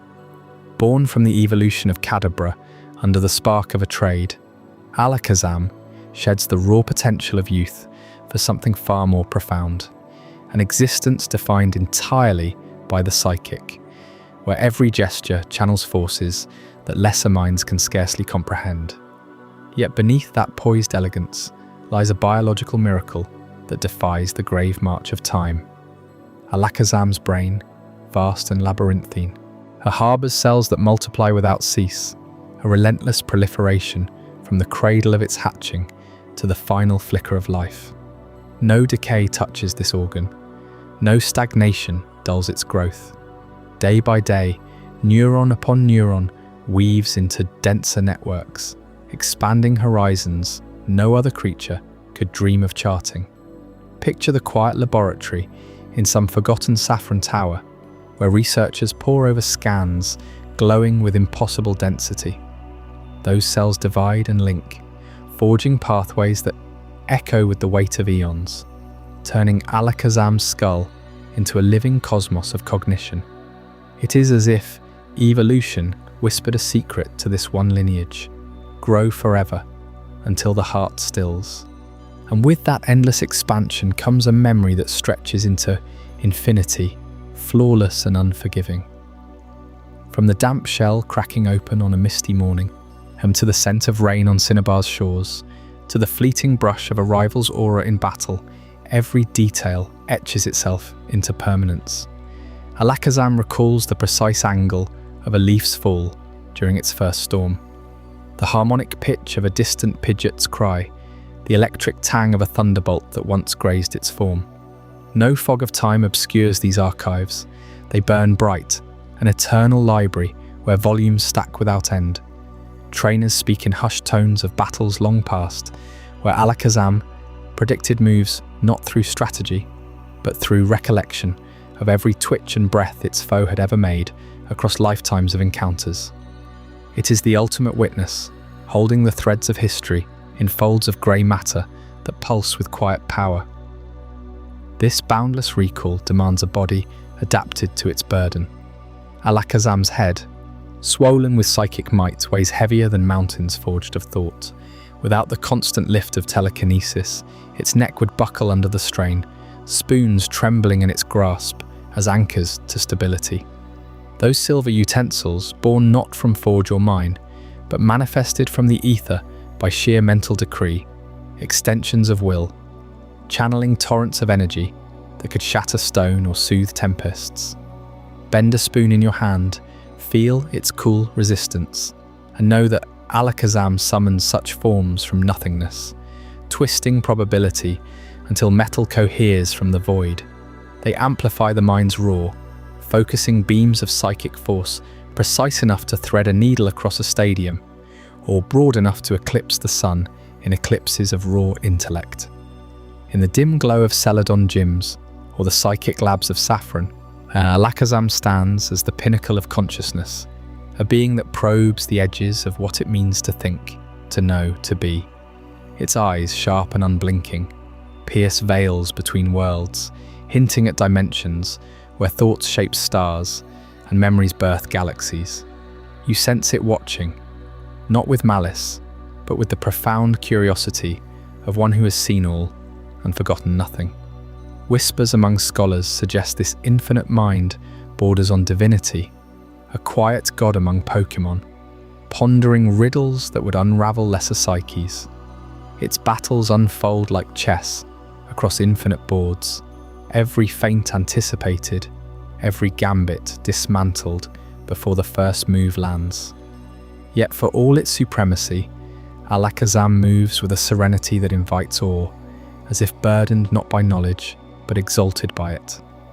As we linger on the fringes of this psychic expanse, and prepare yourself for the next revelation in Chapter 27, the weight of 5,000 IQ, where the true gravity of Alakazam's genius pulls us even deeper into the abyss of its unfathomable intellect.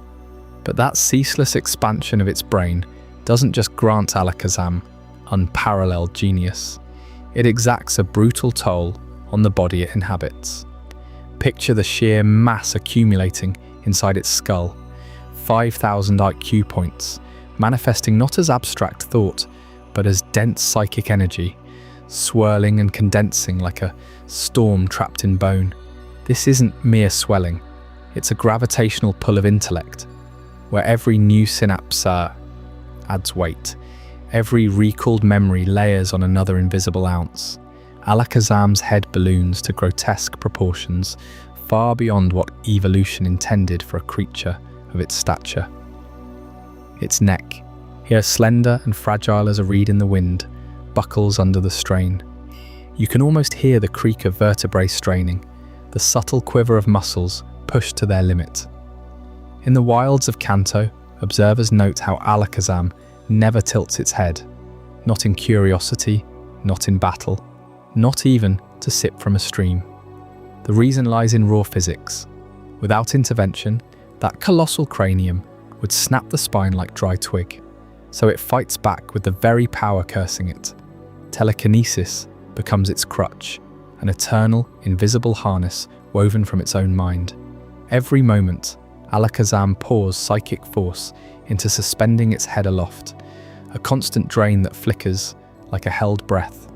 Watch it in motion and you'll see the truth. Limbs that dangle limp, propelled not by muscle but by the same ethereal grip, and a finger twitches upward only because thought commands it to defy gravity. A step forward is less a stride than a levitated shuffle. This is no triumphant evolution, it's a prison of brilliance. Alakazam, the pinnacle of psychic mastery, reduced to puppeteering its own flesh. Trainers whisper of the sorrow in its eyes, that golden gaze burdened by awareness of its frailty. It comprehends quantum intricacies, predicts battles epochs away, yet cannot lift its head without exhausting a fraction of its infinite potential. The body, once a vessel for Kadabra's cunning, now lags hopelessly behind, a relic outpaced by the mind's voracious hunger. Deep in misty forests or shadowed labs, Alakazam stands as a monument to hubris. Its posture, eternally rigid, speaks volumes. Shoulders hunched under phantom weight, spoons hovering like desperate anchors. The air around it hums with effort, a low psychic thrum that sensitive ears can feel in their teeth. Rivals sense it too, the hesitation in its teleport, the faint waver in a psybeam. Not from weakness, but from the tyranny of self-sustenance. Imagine the loneliness of such existence. While lesser Pokémon frolic unbound, Alakazam endures this vigil, every second a calculus of conservation. Does it envy the brute simplicity of a Machamp, arms swinging free, or pity the dim-witted bliss of a Slowpoke? No, Its 5,000 IQ dissects the tragedy with merciless clarity, genius as its own undoing, a mind so vast it warps the very frame meant to contain it. Yet in this curse lies a profound poetry. Alakazam's plight mirrors ancient Kanto tales of scholars driven mad by forbidden tomes, their skulls cracking under enlightenment's load. Here, biology enacts the metaphor literally. The psychic energy, once a gift, now a leaden crown, forces constant communion with its power. To eat, it levitates berries to its lips. To groom, psychic tendrils comb its moustache. Even sleep offers no respite. Dreams demand the same vigilance, lest the head slump and shatter bone. Witnesses in Cerulean Cave describe encounters where Alakazam simply holds still, conserving energy amid ruins, a golden statue pondering infinities. Its neck muscles, atrophied from disuse, resemble twisted vines, pale and unused. Pokédex entries hint at the peril. One wrong lapse in concentration, and collapse follows. Rare are the tales of fallen Alakazam, heads caved in by their own intellect, bodies discovered with spoons clutched like final pleas. This tragic genius elevates Alakazam beyond mere battler. It's a cautionary spectre haunting Kanto's psychic undercurrents. You feel the weight in its presence, that oppressive aura not of dominance, but desperation. Every spoon bend, every mind blast, channeled through a form that's become obsolete. The infinite mind has outgrown its vessel, leaving a being forever at war with itself. And as we ponder this burden, a question lingers in the ether. How does such a tormented intellect forge tools from nothing but thought? Coming up in Chapter 28, The Silver Spoons of Manifestation, we'll uncover the psychic alchemy that births Alakazam's iconic crutches, and the overwhelming forces they barely contain. To bear this colossal burden, Alakazam summons its most enigmatic tools, a pair of gleaming silver spoons, twisted into perfect symmetry by the raw force of its will. These are no ordinary artifacts, scavenged from the world around it. No, the silver spoons of Alakazam emerge from nothingness, forged in the crucible of pure psychic manifestation. Picture the moment of their birth, a ripple in the air, a distortion like heat haze over sun-baked stone, but born from the mind alone. Alakazam's eyes narrow, its moustache quivers with focus, and from the swirling vortex of its thoughts, atoms bend and coalesce. Silver ions, scattered across the ether, are called forth, woven into solid form by telekinetic precision. It's as if reality itself bows to the command of that 5,000 IQ intellect. Sculpting utensils from the void, ancient Kanto scrolls whisper of this feat, tales from psychic clans in Saffron City, who claim to have witnessed it. A lone Alakazam, meditating atop a misty mountain peak, materializing its spoons in a flash of otherworldly light, the air crackling with untapped potential. But why spoons? Why this humble shape for a Pokémon of such transcendent power? These are no kitchen relics, they serve as vital conduits, the only vessels capable of channeling the storm raging within Alakazam's skull. That infinite mind churns ceaselessly, memories stacking like infinite libraries, probabilities unfolding in fractal branches, raw psychic energy bubbling over like a cauldron left too long on the flame.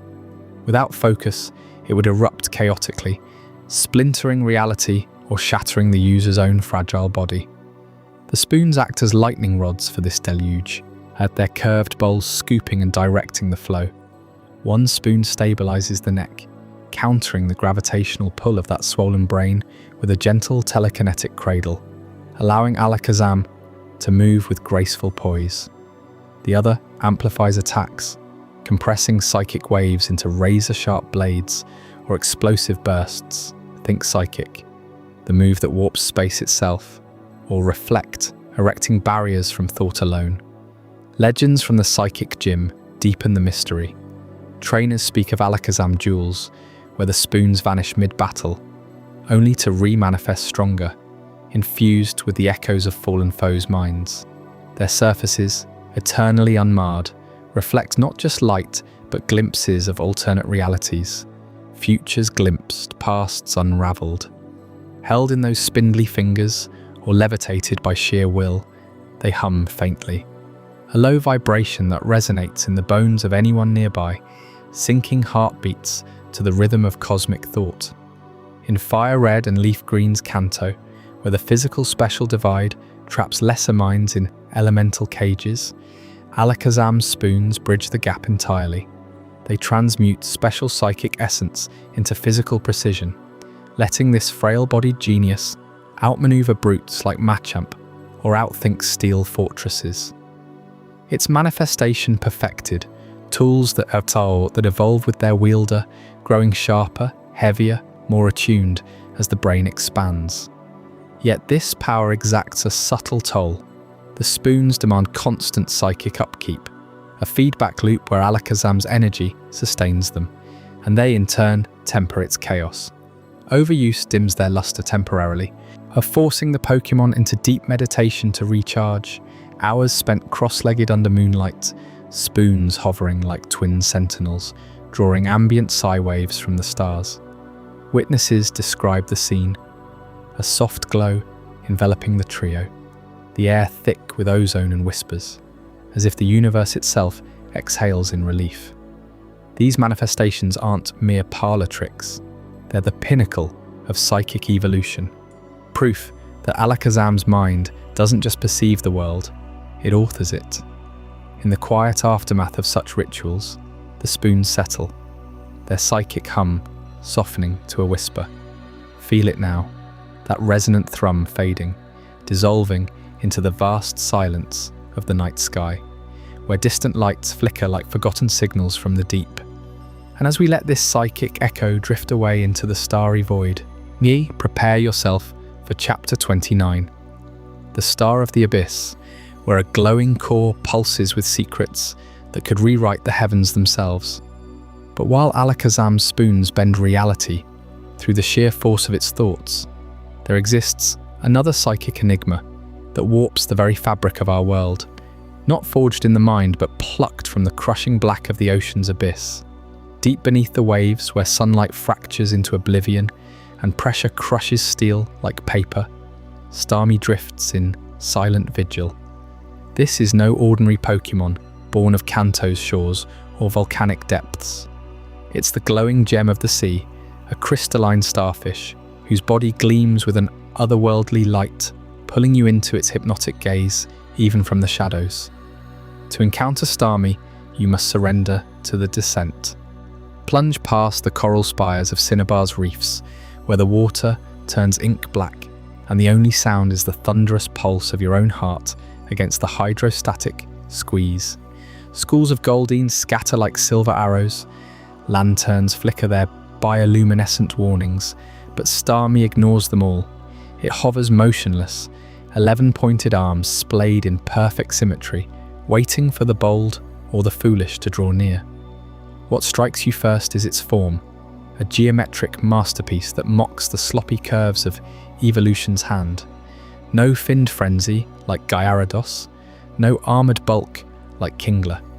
Starmie's body is a flawless pentagram encased in translucent ruby, each arm a precise extension radiating from the centre, edges sharp enough to slice through currents without a ripple. This isn't the work of natural selection, groping blindly through eons. It's precision engineering, as if some cosmic architect etched it from the heart of a meteorite and let it sink to rule the depths. At its core pulses the true mystery, a jewel that cycles through 7 distinct colours: crimson rage, sapphire calm, emerald growth, golden warmth, amethyst mystery, turquoise flow, and violet storm. In the pitch dark, this core becomes a beacon, throbbing like a distant nebula, casting fractured rainbows across the seafloor's silt. Watch it long enough, and the pulses sync with your breath, drawing you closer, whispering promises of power or peril. Fishermen off Vermilion's coast have whispered of it for generations. They say Starmie doesn't hunt, it absorbs. Plankton, minerals, even the psychic echoes of drowned sailors. It draws them into its core, converting them into raw energy for blasts that vaporize prey in an instant. Yet its power defies Kanto's ancient laws. As a water type, you'd expect ethereal waves, special torrents, crashing like thunder. But no, Starmie's true brokenness lies in channeling that psychic core into physical fury. Rapid spin shredding hulls, confused ray twisting minds before the body follows. And then there's the theory that chills even the hardiest diver to the bone. That core isn't native to our seas. Scientists, poring over ancient tablets from the ruins of Alf Point to etchings of falling stars, gems plummeting into oceans worldwide. Starmie, they claim, is a visitor, not evolved, but seeded. Its 11 arms mimic constellations lost to human eyes, and that 7-hued glow? A signal, beaming upward through miles of water to pierce the night sky, calling home to whatever forged it. Regeneration seals the extraterrestrial case.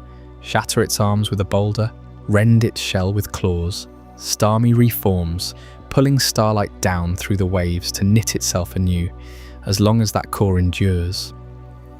Divers who've harpooned lesser Staryu speak of the jewel detaching, floating free, then summoning a fresh body from the ether. Is it drawing from the auroras above, or something vaster, probing our world from beyond? In FireRed and LeafGreen's Kanto, where physical might clashes with special essence, Starmie embodies the ultimate paradox, a seaborn star that bridges the kinetic and the cosmic. Its broken perfection, a glitch in evolution's code. It patrols the abyss not as predator, but as sentinel, guarding secrets that pulse in 7 colours against the endless dark.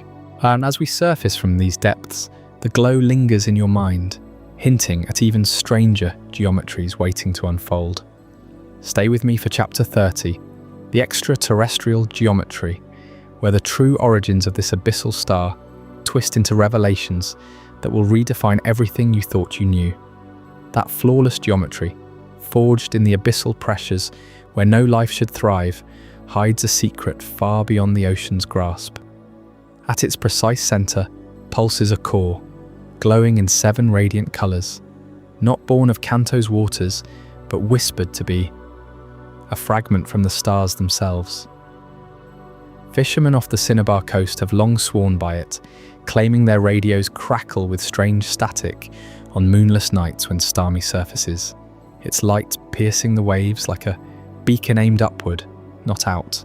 You can almost hear it now, and that faint hum rising from the deep, a rhythmic pulse syncing with the cosmos. Researchers in the Indigo League's hidden archives pore over grainy spectrographs, debating if this core broadcasts deliberate signals. Encoded bursts of radio waves arcing into the void, calling to distant kin or charting courses for something vast and unseen. One old log from a Cerulean cave expedition notes interference patterns matching pulsar rhythms from the Andromeda spiral, too precise for coincidence. Is Starmie a scout, adrift from an alien geometry, its body a vessel reassembling signals lost across light years? The glow shifts hues with the night sky's constellations, as if listening back, replying in a language of light that human ears can only chase as whispers on the wind. Yet this extraterrestrial heart grants more than mere communication. It defies death itself in ways that chill even the boldest trainers, shatter its arms, rend its crystalline limbs to shards scattering across the seafloor. Starmie endures. As long as that core remains untouched, glowing steady and unyielding, the geometry rebuilds. Witnesses from a storm-ravaged ship off Route 19 describe it, a mangled starform sinking into the murk, only to rise hours later, whole and spinning, edges reforming with an eerie, silent precision. No scars, no hesitation, just pure reconstruction from ethereal blueprints etched in starlight. This regeneration isn't mere survival, it's a terrifying symphony of self-repair, drawing raw power from the void above. Each fragment vibrates, pulled back by invisible threads of psychic force, knitting into the perfect dodecahedron once more. Divers who dared approach speak of a cold pull in their veins, as if the core siphons life from the air itself to fuel the mending. In the wild, schools of Staryu circle their evolved kin during regeneration, feeding ambient energy like acolytes at a ritual, their own cores flickering in homage. What horror lies in a being that laughs at dismemberment, that views its body as disposable code, rewritten at will? Powering this miracle and its arsenal of devastation flows an even deeper mystery. Starmie drinks directly from the stars. Not the sun's harsh blaze, but the cool, ancient radiance of the night firmament, channeling it through that iridescent gem. Its elemental beams, hydroblasts that carve reefs, psychic waves that bend minds, thunder pulses that split horizons, ignite only under open skies. On cloudy nights it dims, conserving, but let the constellations wheel free, and it unleashes hells frozen in water, minds unraveled in thought, skies torn by stellar fury. Picture the silhouette against a meteor shower, core blazing as it harvests photons from realms beyond our galaxy, converting them into raw, special essence that defies Kanto's physical laws. This water psychic paradox thrives not on muscle or claw, but on the ethereal split, the special forces of elements unbound by flesh. Its beams don't tire, they amplify with the universe's breath, turning a simple spin into cosmic judgment. As we surface from Starmie's abyssal truths, the grand design of Kanto's broken gods reveals itself not in chaos, but in unbreakable order. These beings, Dodria's vigilant triad, Exegutor's living canopy, Jolteon's lightning fur, Arcanin's mythic stride, Lapras's sorrowful songs, Nidaking's armoured reign, Gyarados' raging ascent, Snorlax's unyielding bulk, Alakazam's boundless psyche, and now Starmie's stellar geometry embody the ancient divide. Physical might clashes with special ether, forging traps where raw force meets unseen power, hidden strengths blooming in the shadows of type's cosmic decree. In FireRed and LeafGreen's world, this law whispers that true breakage lies in perfection's edge, bodies built to exploit the split, minds that warp reality, forms that bridge sea and stars. Let these tales settle over you now, like mist from the deep, carrying you into the quiet vastness. The night sky watches, signals unanswered, regenerations paused, beams dimmed to dreams. Drift there, under Kanto's eternal laws, into a starlit sleep where the broken become whole. What did you think of this journey? I'd love to hear your thoughts in the comments below. If this changed your perspective or taught you something new, consider subscribing for more mind-expanding content. And if you know someone who would find this as fascinating as you did, share it with them. These are the kind of conversations that matter.